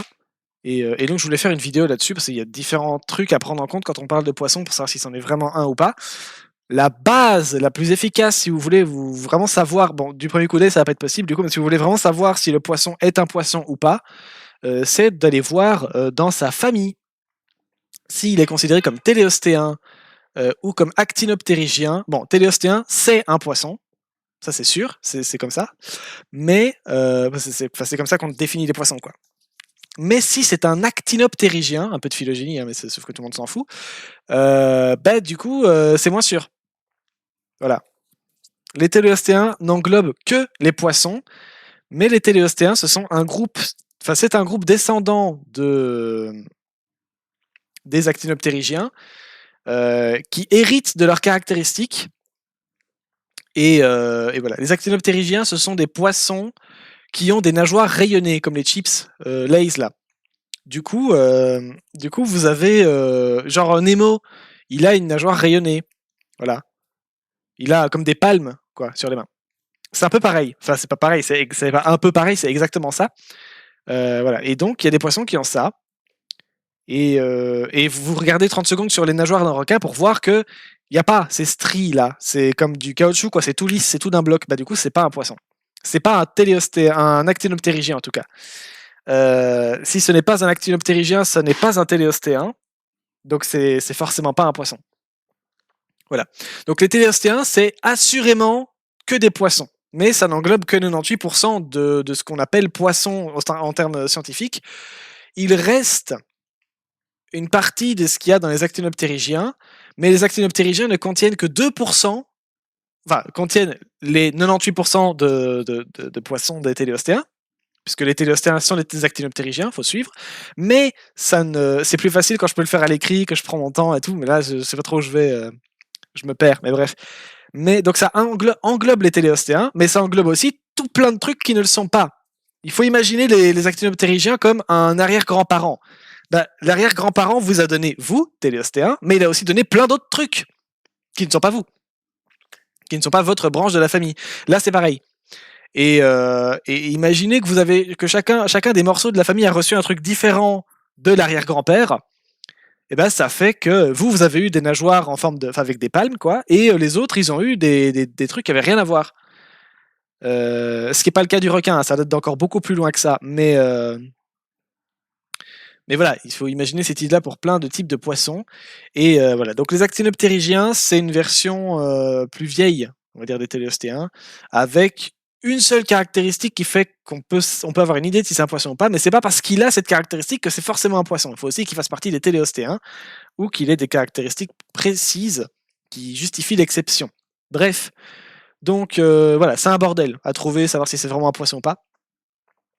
Et les téléostéens, ils ont quelques trucs en plus que juste les nageoires rayonnées comme les actinoptérygiens. Ils ont un squelette en os, une mâchoire en os fatalement, et 2-3 autres caractéristiques. Ils ont aussi une queue. Je me rappelle plus du terme parce que c'est un terme chiant, mais en gros, ça veut dire qu'il y a une symétrie, quoi. Si tu prends la queue, tu la plies en deux, tu as les deux côtés de la même taille qui se replient parfaitement l'un sur l'autre. Mais il n'y a pas que ça, mais on va dire il y a ça, quoi. C'est surtout ça. Donc le squelette, la mâchoire. Parce que par exemple, la lamproie, ben, elle n'a pas de mâchoire. La lamproie, c'est une espèce de grosse sangsue avec plein de dents. Voilà. Il y a des gens qui disent que c'est un poisson. Bah non, c'est genre pas du tout. Déjà, où est le squelette? Et ensuite non. Enfin, le squelette en os, j'entends, et ensuite non. Non, il n'y a pas de mâchoire. Il n'y a pas de mâchoire, il n'y a pas de nageoire non plus. Enfin, il y a certainement la queue qui est considérée comme une nageoire, mais rien à voir, quoi. Voilà. Et ici, on est sur un téléostéen, donc c'est un poisson. Il n'y a aucun doute là-dessus, c'est un putain de poisson. On voit bien la mâchoire. On devine qu'il y a des nageoires, hein, parce que c'est un téléostéen. Et 2-3 autres trucs du genre. Il a des dents. Alors sachez que les dents, ce sont des os minéralisés. Des os transformés en pierre, quoi. C'est pas vraiment ça, mais retenez ça, ça marche aussi. Alors du coup, comment ça marche pour la lamproie qui a des dents mais pas de squelette? Je sais pas. Allez demander à quelqu'un qui est spécialisé là-dedans, moi j'en sais rien. Voilà. Comme j'avais déjà expliqué dans un autre live, la vie, on s'amuse à la classer dans tous les trucs possibles pour essayer de faire vraiment des boîtes bien séparées les uns des autres, mais la vie s'en bat les couilles que tu puisses la classer de façon propre. Elle va où elle veut, elle fait ce qu'elle veut et elle t'emmerde. Du coup, il y a forcément un moment où ton classement il finit par se contredire, quoi. Donc voilà, on a des tas de mots pour bien définir plein de trucs, mais ça finit toujours par montrer ses limites, hein. Bon, donc là c'est plein d'espèces abyssales. Attention, c'est pas beau, hein, du coup. C'est tout petit, je vous rassure. Là, on dirait que c'est énorme, mais c'est parce que c'est une photo. C'est tout petit. Vraiment, c'est tout petit. Mais ça se mesure en centimètres, hein. Mais bon, j'espérais trouver des informations en plus, mais il n'y en a pas. Chez. Voilà. Qu'est-ce que c'est que ce truc? Scléropage formosus. Ah bah toi, tu n'as absolument aucun rapport avec les autres. C'est un actinoptérygien, ok. Donc les fameux dont je parlais. Mais sauf que c'est tout.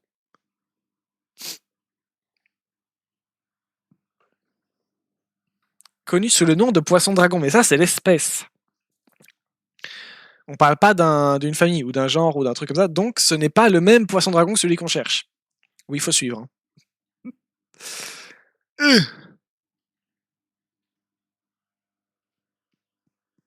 Bah je sais pas si on va trouver du coup.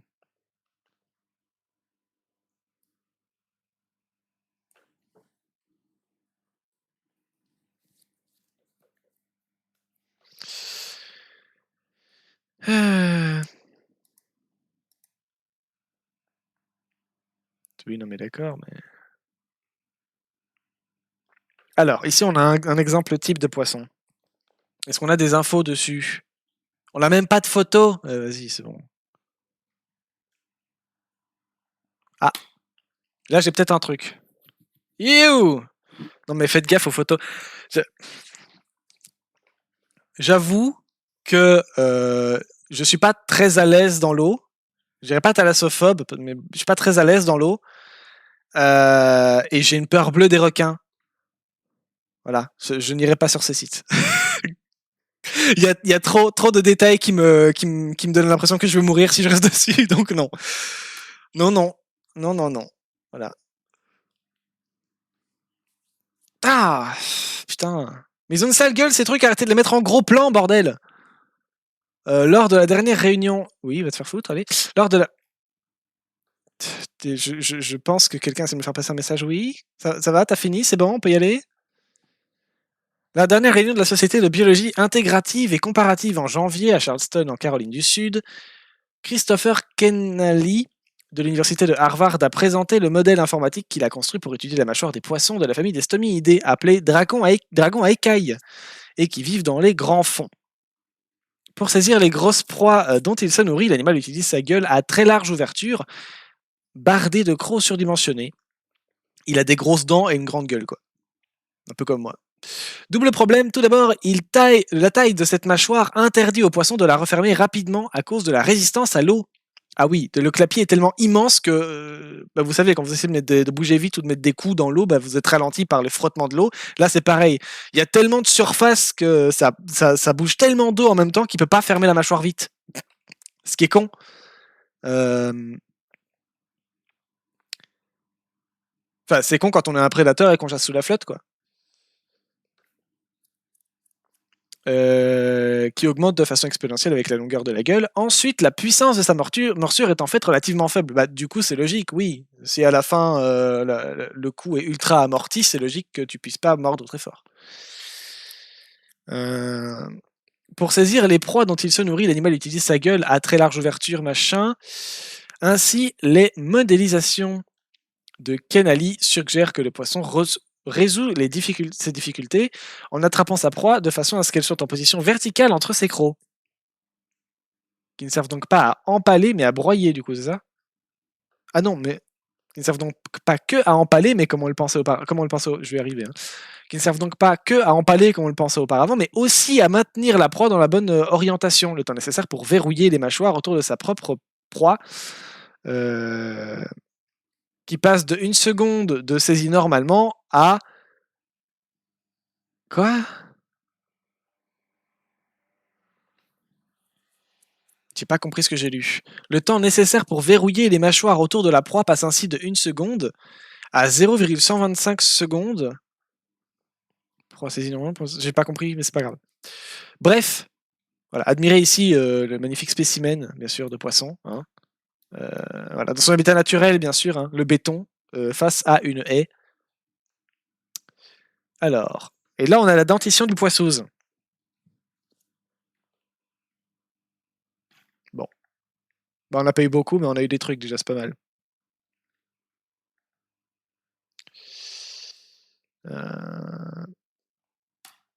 Est-ce qu'on a quelque chose ici?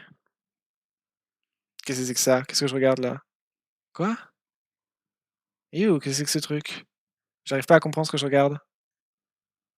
Attendez. Attendez. Oh, bonjour! Ouais, bon. Allez, casse-toi. Hop là. J'ai tout le chat qui bug. Bah oui, je me doute. Mais pourquoi tu l'as pas bonne du coup? Hop. Voilà. Oui, je sais ça. Allô? J'ai de nouveau mon PC qui crève alors qu'il est en train de rien foutre, ça m'énerve. Bref. Alors. Non, mais c'est pas ça que je veux. Ici. Voilà, donc là, je comprends pas ce que je vois et en plus, on n'a pas d'infos. Bon, d'accord. Non, ça, c'est des. Je sais pas.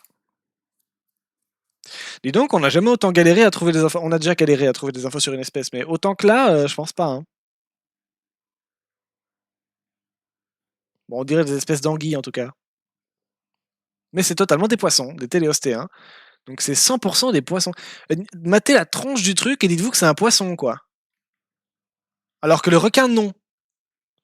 J'avoue qu'entre les deux, bon.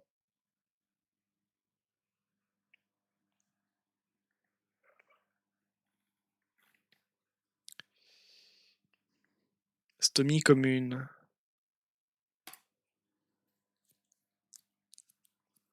INP. Inventaire national du patrimoine naturel. Ah oui, je suis déjà allé sur ce site. On peut avoir des infos par pitié. C'est le problème quand on cherche des espèces peu connues. Hein. Du coup, elles sont peu connues.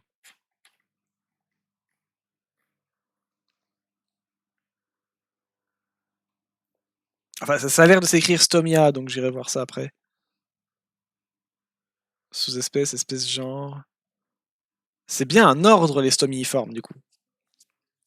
D'accord.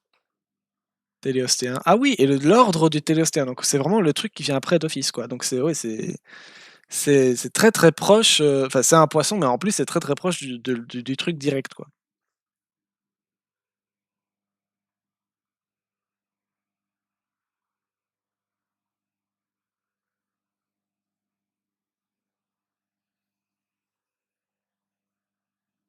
Bon.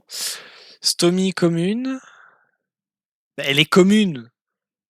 On n'a pas d'infos dessus, elle est commune.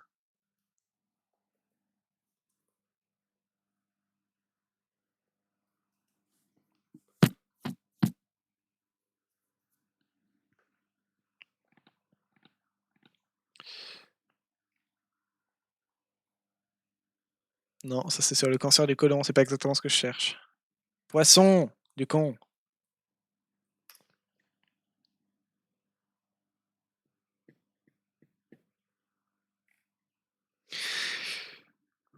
C'est con parce que là on a trouvé des preuves que ça existe. Hein.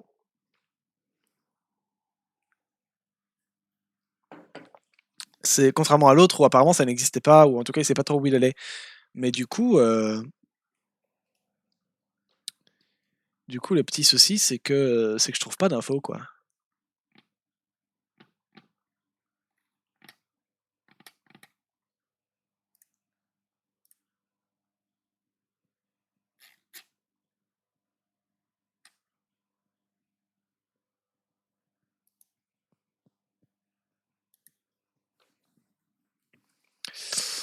Je cherche, mais je pense qu'on va skipper. On a lu 2-3 trucs, hein, mais bon, voilà.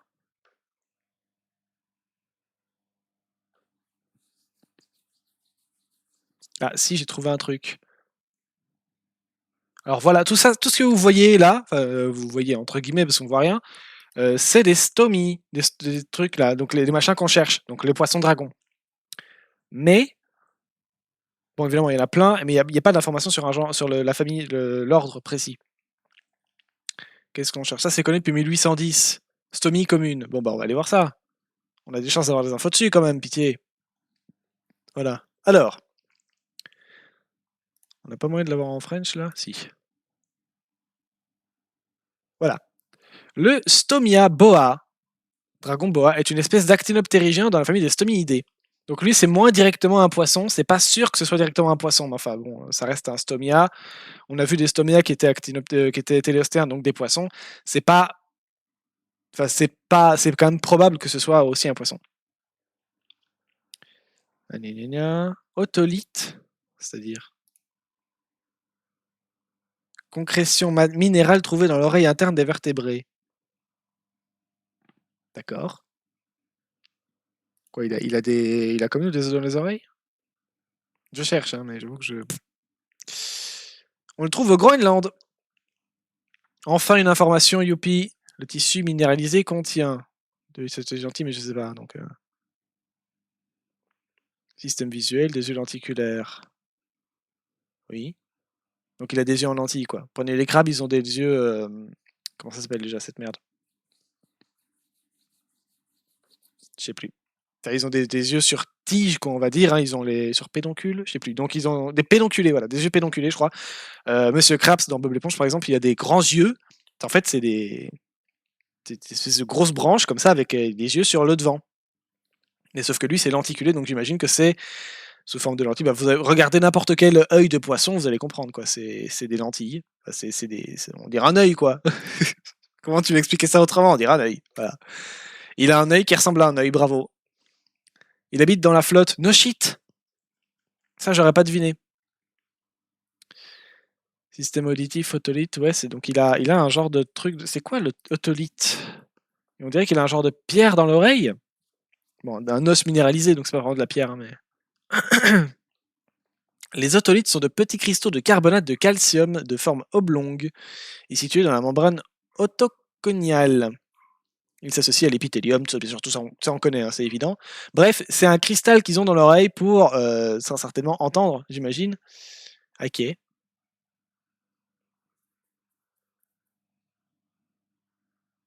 il a 3 prédateurs communs connus. C'est un crabe, ça, je crois, non? Ça, je sais pas ce que c'est. C'est pas des prédateurs, ça, si? You, la gueule du truc. Qu'est-ce que c'est cette merde?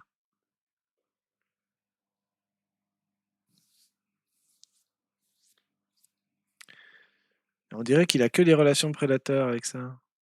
Ah, c'est leur prédateur, ok. Oui, c'est moi qui suis con. Proie, concurrent. Ok. C'est directement leur prédateur.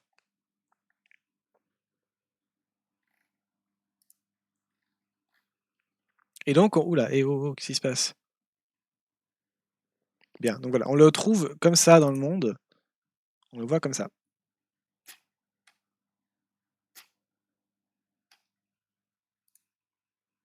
Voilà.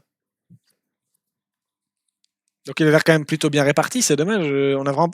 Par exemple, Population Trend, on n'a pas beaucoup d'informations. On ne sait pas, c'est pas connu. Donc on ne sait pas le statut de conservation, je ne saurais pas vous répondre. Où c'est? Bah, ça dépend où ça se trouve, je veux dire, dans le monde, ça dépend des espèces. Ça dépend de plein de trucs. Voilà. Sachez que ça ressemble à ça. Quoique ça dépend des espèces. Que ça a une grande mâchoire. Et effectivement, hein, ça on le voit plus ou moins partout, ça a l'air d'être un truc qui reste fixe. Et qui, du coup, ça ralentit la vitesse de mordage du poissouze.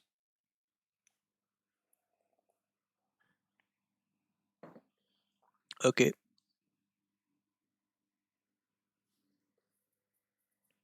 Bon, on va en faire un autre. Hein.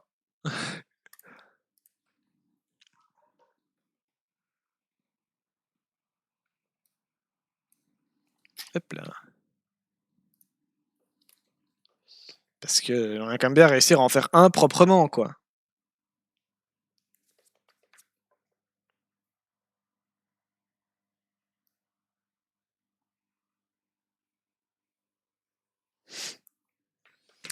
Oula, oulala. Le poisson ogre. Le nom me dit quelque chose, mais je sais pas si je l'ai déjà vu.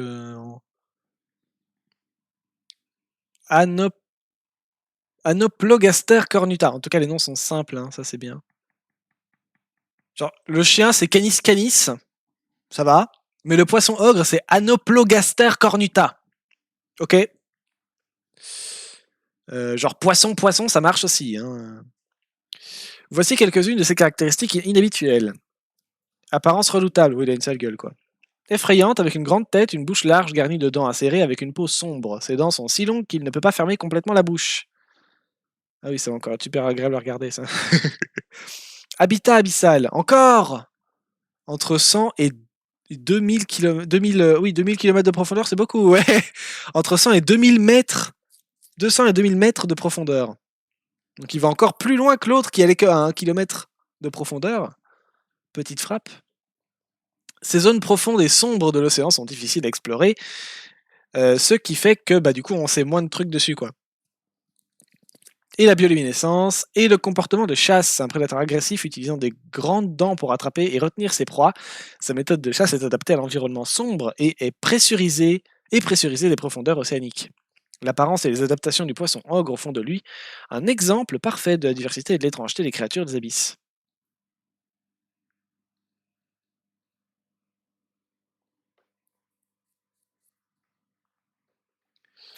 Le poisson ogre, Anoplogaster cornuta.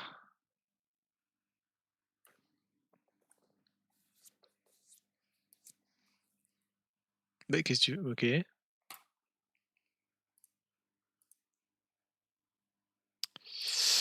Alors, Animalia, tu vas trouver ce coup-ci ou pas?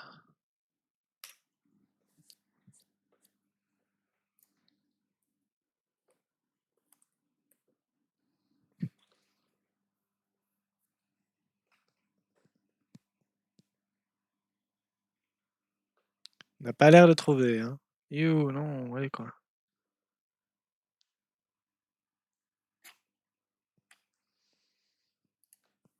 Et si je remets le poisson épais, vraiment pas moyen de trouver.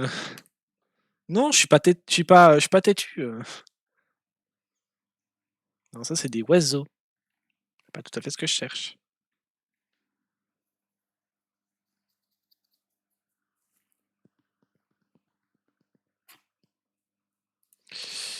Manimal World.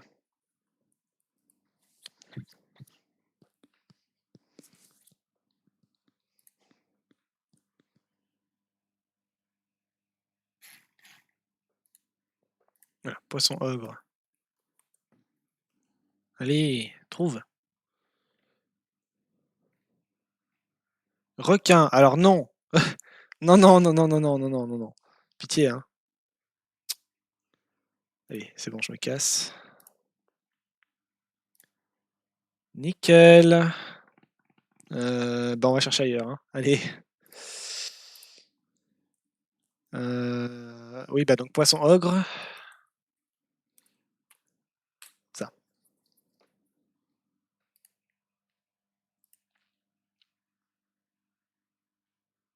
Ok, on a le bon nom, tout colle. Ok, on va peut-être avoir des infos ce coup-ci.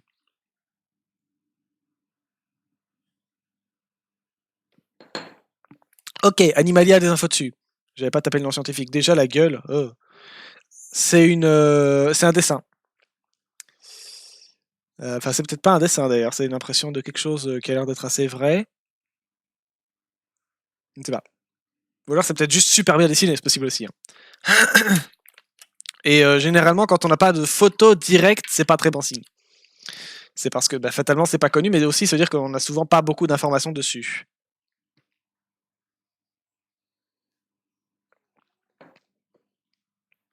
Une espèce de poisson abyssaux de la famille des Anoplogastridae. Il est carnivore, donc il bouffe de la viande. Piscivore, donc il bouffe spécialement du poisson. Cosmopolite. Donc il peut vivre dans différents groupes en même temps. Peut changer quand il veut, quoi. Je crois, hein. Cosmopolite, c'est plusieurs, plusieurs ethnies dans le même truc, non? Dans une seule civilisation?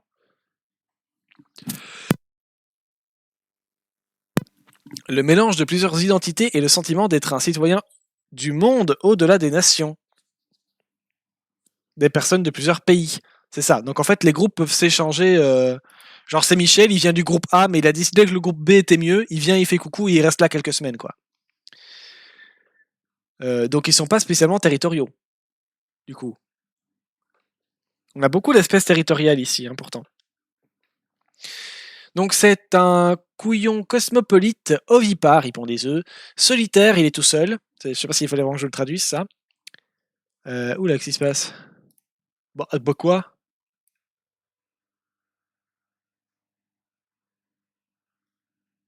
Non mais tu le dis si je t'emmerde. Hein. Ah, il avait fini, d'accord.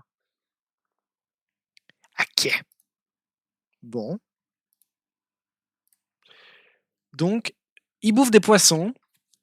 Il peut changer de population comme il veut. Enfin, il peut switcher entre les groupes comme il veut. Il est solitaire. Il est solitaire. Et il pond des œufs. Bon, jusque-là, c'est pas bien dur. Malgré. Bon, la tronche, on l'a vu, hein, c'est bon.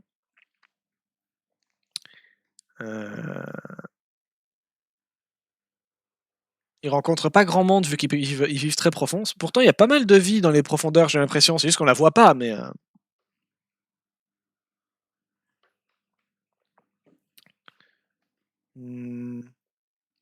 Alors, on le trouve en Antarctique, en Europe, en Amérique du Nord, en Asie, en Amérique du Sud, en Afrique et en Océanie. Région, océan, mer, île, domaine biogéographique. En Antarctique, dans les zones néotropiques, en écozone indomalaise, paléarctique, écozone néarctique, océanienne, australasienne et afrotropicale. Bah, au début, j'aurais dit, du coup, il vit plutôt dans le froid, sauf que bah, il vit en Antarctique et, enfin, dans des écozones antarctiques et en même temps afrotropicale. C'est pas exactement la définition du froid, une zone afrotropicale, je pense. Donc, il vit dans des zones pélagiques. Oui, bon, bah, c'est les abysses, mais pas que, je crois. C'est une zone, c'est des tas de noms spécifiques pour décrire exactement à quelle tranche de centaines de mètres ils sont en profondeur. Marin, ah bah c'est clair que je ne vois pas exactement se déplacer sur la terre ferme. Il y a des poissons qui le font, mais bon, ils le font, ils vont pas se faire un marathon quoi. Et puis c'est littéralement comme ça que les amphibiens ont été créés quoi. Donc bon. Et puis nous par la même occasion beaucoup plus tard. Sur les côtes, c'est un poisson abyssal, s'il remonte, il meurt. C'est pas plus compliqué que ça. S'il monte, il meurt. En fait, il est broyé par la pression. J'ai un doute là sur l'information hein, quand même. Zone climatique, climat tempéré, climat tropical. Donc il vit plutôt dans des zones pépères. Mais qu'est-ce qu'il faut en Antarctique alors? Ok.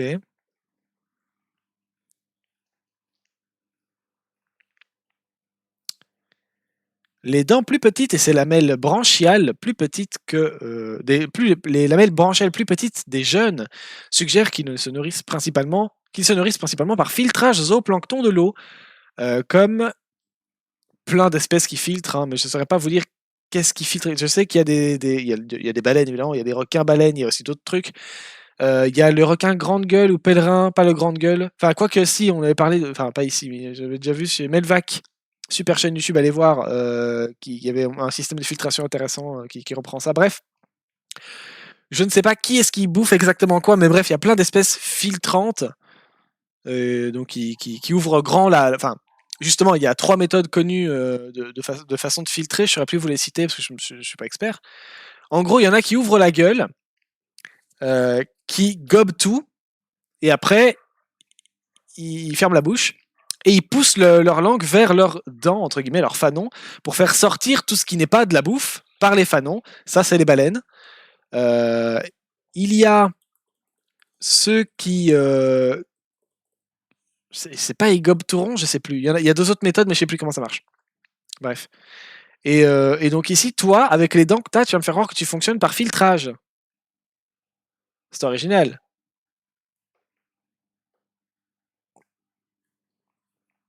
Parce que le filtrage, souvent, ceux qui font ça, c'est des espèces qui ont des dents en forme de brosse, si vous voulez. Là, on n'arrête pas de nous dire qu'il a des crocs qui font 80 km de long et bah, du coup, c'est bizarre, quoi. C'est assez bizarre.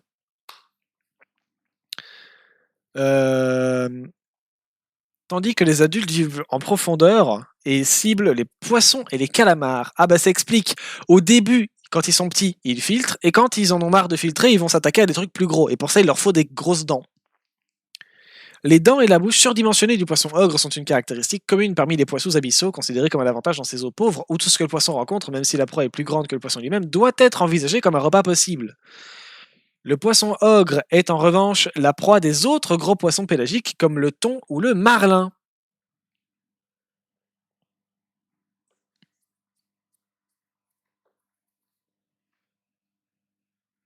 Le poisson ogre a des larves planctoniques. Il ne protège pas sa progéniture.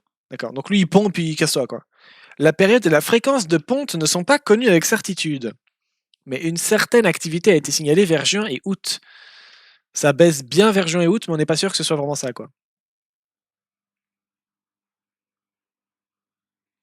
Les juvéniles commencent à prendre forme adulte à environ 8 cm de longueur, waouh, au moment où ils commencent à descendre dans les eaux plus profondes. L'âge de la maturité sexuelle n'est pas connu, mais il acquiert pour une taille de l'ordre de 16 cm. Il a probablement une croissance lente, comme la plupart des poissons d'eau profonde.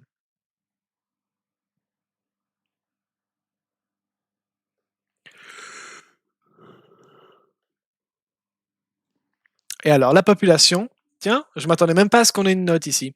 Et en fait, on l'a classée en préoccupation mineure. C'est pas une bonne nouvelle, hein. Évidemment. Le simple fait qu'il soit sur l'échelle, ce n'est pas considérable comme une bonne ou une mauvaise nouvelle, parce que toutes les formes de vie sont sur l'échelle. On a tendance à oublier ça quand on nous dit oui, non, on n'a pas d'information, on ne sait pas. On a tendance à être rassuré. Faut pas penser comme ça, c'est débile. C'est pas parce qu'une espèce n'est pas classée qu'elle n'est pas en danger. Une espèce qui n'est pas en danger, déjà aujourd'hui, ça n'existe pas, pour commencer. Et une espèce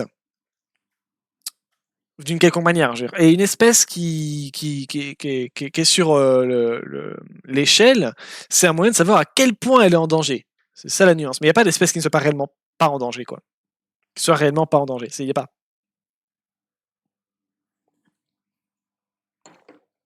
Vous touchez à une espèce, vous touchez à tout le système. La vie, c'est un fragile équilibre et tout le monde est dans le système, quoi. Même vous, les humains, en fait. Donc, bon. Voilà. Donc, la préoccupation est mineure, certainement parce que on manque d'informations. Rappelez-vous qu'ici, on n'a pas d'informations sur la taille de la population.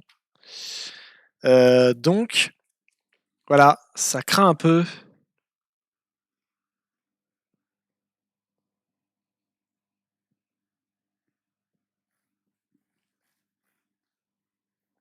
Donc voilà, c'est un peu ça qui fait que ils ont dû le mettre, à mon avis, en préoccupation mineure. Je préfère, en vrai, ce serait...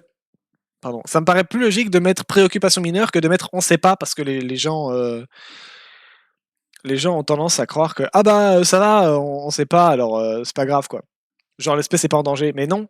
Non, non, pas du tout. L'espèce est en danger, c'est pire. On le sait pas, et donc on ne sait pas ce qui fait qu'elle est en danger. On ne sait pas de quelle manière on lui tape dessus de la façon la plus grave, et comment régler le problème, ou en tout cas adoucir le problème, quoi.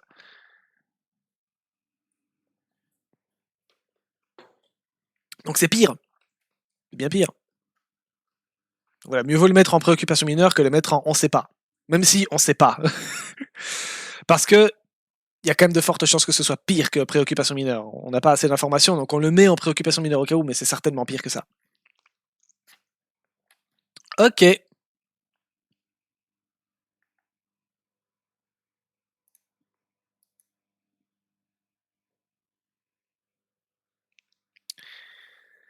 Et alors, il y a Geo.fr qui en parle.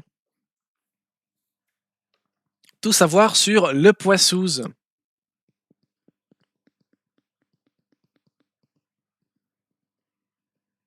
Il a des grandes dents.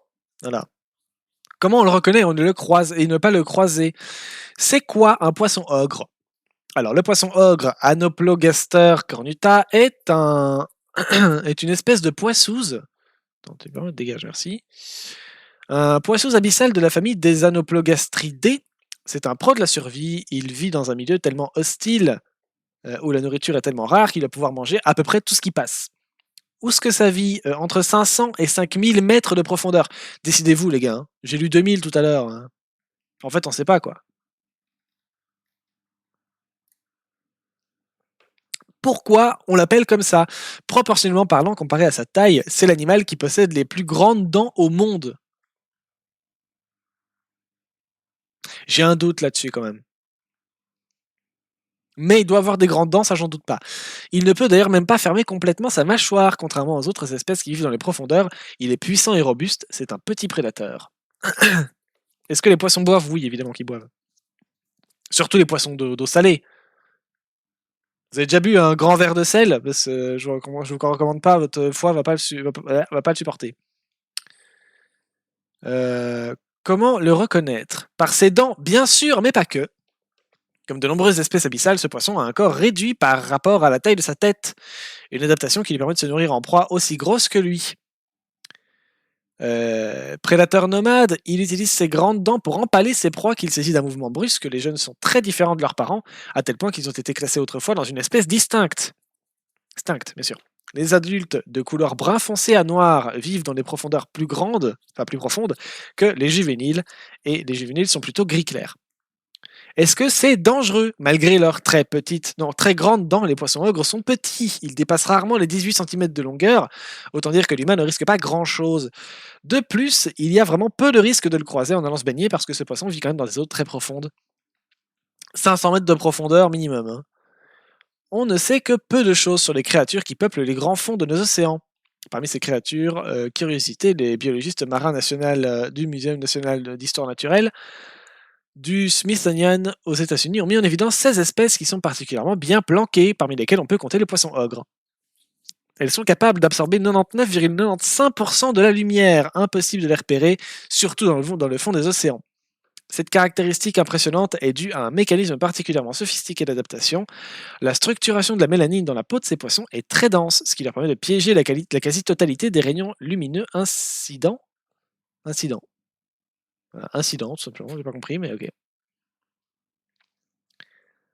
Ok. Et donc il a de très grandes dents.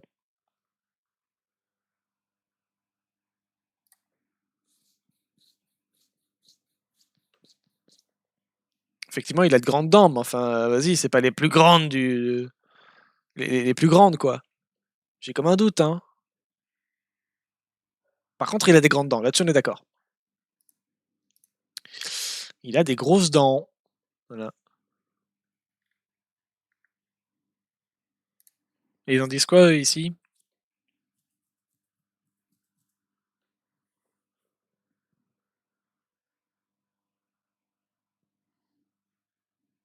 Vous voyez, quand on regarde les dents, ça a pas l'air si énorme que ça, quoi.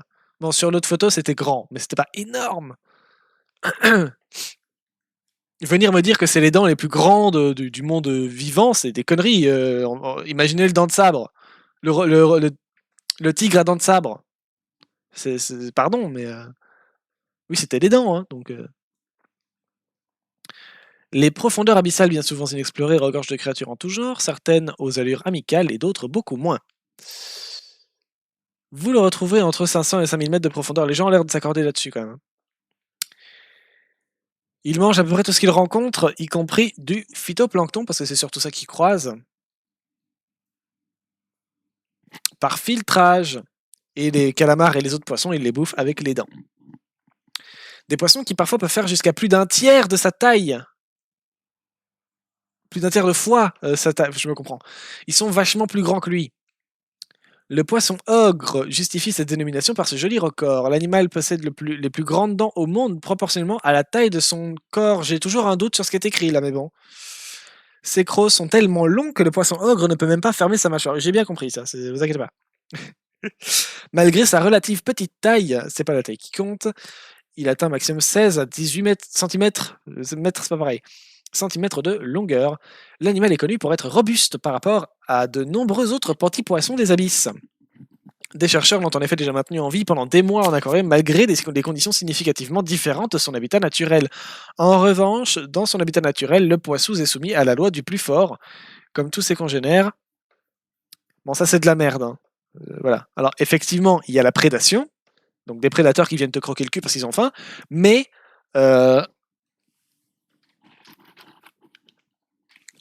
loi du plus fort, c'est de la merde. Voilà, ce n'est pas la seule loi qui vaut, et ce n'est très certainement pas la plus importante. Voilà, lisez ça, c'est bien. C'est un bon essai de Pablo Servigne et Gauthier Chapelle pour les éditions Les Liens qui libèrent. Voilà, le bouquin est très bien. Et il fait un petit tour d'horizon sur pourquoi votre conception du monde est complètement fuckée et pourquoi en fait, la fameuse loi de la jungle, c'est de la douille. Hein. Alors elle est là, oui. Il y a effectivement une notion de la loi du plus fort, mais c'est nettement moins impactant, nettement moins omniprésent que ce qu'on croit. Enfin, c'est omniprésent, mais c'est nettement moins impactant. C'est oublier toutes les formes d'altruisme et d'entraide qu'on peut retrouver parmi les espèces, qui, elles, sont tout aussi omniprésentes et constantes. Et c'est là, quoi. Les espèces s'entraident, sinon elles meurent. Donc, voilà, quoi. Les prédateurs sont prédateurs parce qu'ils sont performants. Lisez le bouquin. Hop. J'ai fait un TFH complet, enfin pas complet que sur ce sujet-là, mais j'ai fait un TFH, donc un travail de fin d'année d'université, bien sûr, tout à fait, d'un travail de fin d'humanité.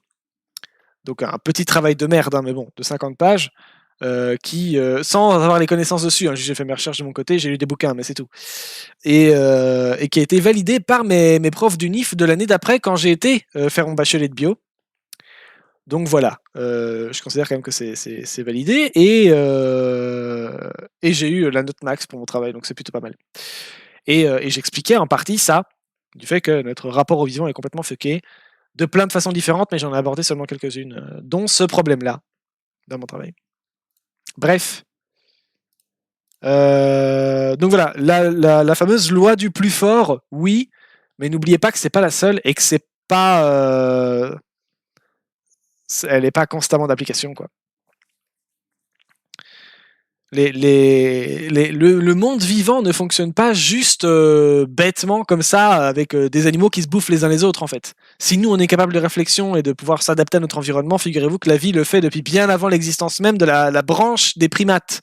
Donc voilà, ne pensez pas qu'on ait inventé quoi que ce soit. L'entraide, c'est pas du tout propre à l'être humain. L'entraide au sens philosophique, oui, mais sauf que ça n'existe pas, c'est une notion fictive qu'on s'imagine, parce que c'est pas ça, mais ça n'existe pas. Par contre, l'altruisme au sens biologique, ça existe, et toutes les espèces le pratiquent. Parce que c'est dans leur intérêt, en fait. L'altruisme philosophique, c'est quand vous attendez quelque chose, justement non, au sens philosophique, c'est quand vous faites quelque chose pour l'autre sans absolument rien attendre en retour, sauf que le monde vivant ne fonctionne pas comme ça, votre cerveau n'est pas capable de rien attendre, de faire les choses pour rien. Quel intérêt? Il les fait parce que ça lui permet de se sentir mieux, parce que ça lui apporte quelque chose en ressources, ou parce que ça lui permet d'éviter d'être malheureux. Bref, vous faites forcément les choses par intérêt. C'est pas une mauvaise chose. Simplement, comme on fait les choses par intérêt, on se dit que c'est par égoïsme. Et du coup, l'égoïsme, on a une vision tellement mauvaise du truc qu'on se dit que ça peut pas être bien. Mais l'égoïsme n'est pas une mauvaise chose.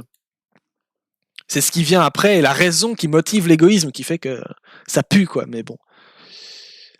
Mais être égoïste, plus exactement penser à soi, c'est pas une mauvaise chose. Être égoïste, c'est penser à soi, fondamentalement, c'est être égoïste.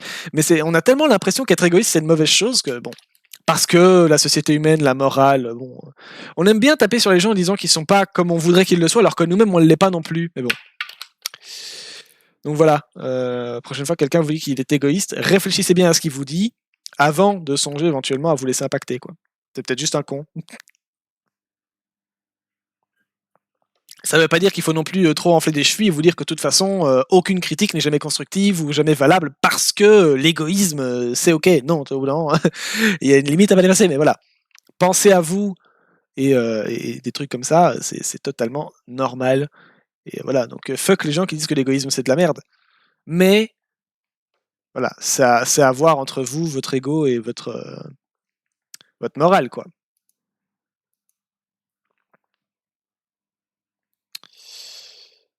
Très vulnérable, parce que le thon et le marlin les bouffent. Rappelons qu'actuellement 75% de ces écozones très profondes restent inexplorées, malgré, donc on parle des abysses là, malgré l'apparence robuste du poissous. On n'oublie pas que la vie plus profonde et plus vulnérable.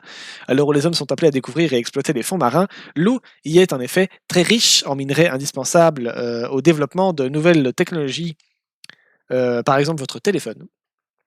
Rien que la construction de la coque de votre téléphone nécessite d'aller chercher des minerais dans la flotte.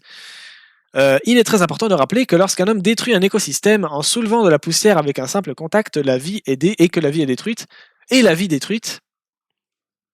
Attends. Que lorsqu'un homme détruit un écosystème d'une manière ou d'une autre, et que la vie est détruite, elle met alors, il manque plein de mots dans leur phrase, elle met alors longtemps à se reformer. Parfois, elle disparaît même complètement, évidemment.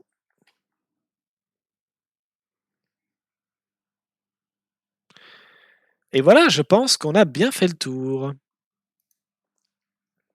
Et donc, c'était le poisson ogre. Voilà. Et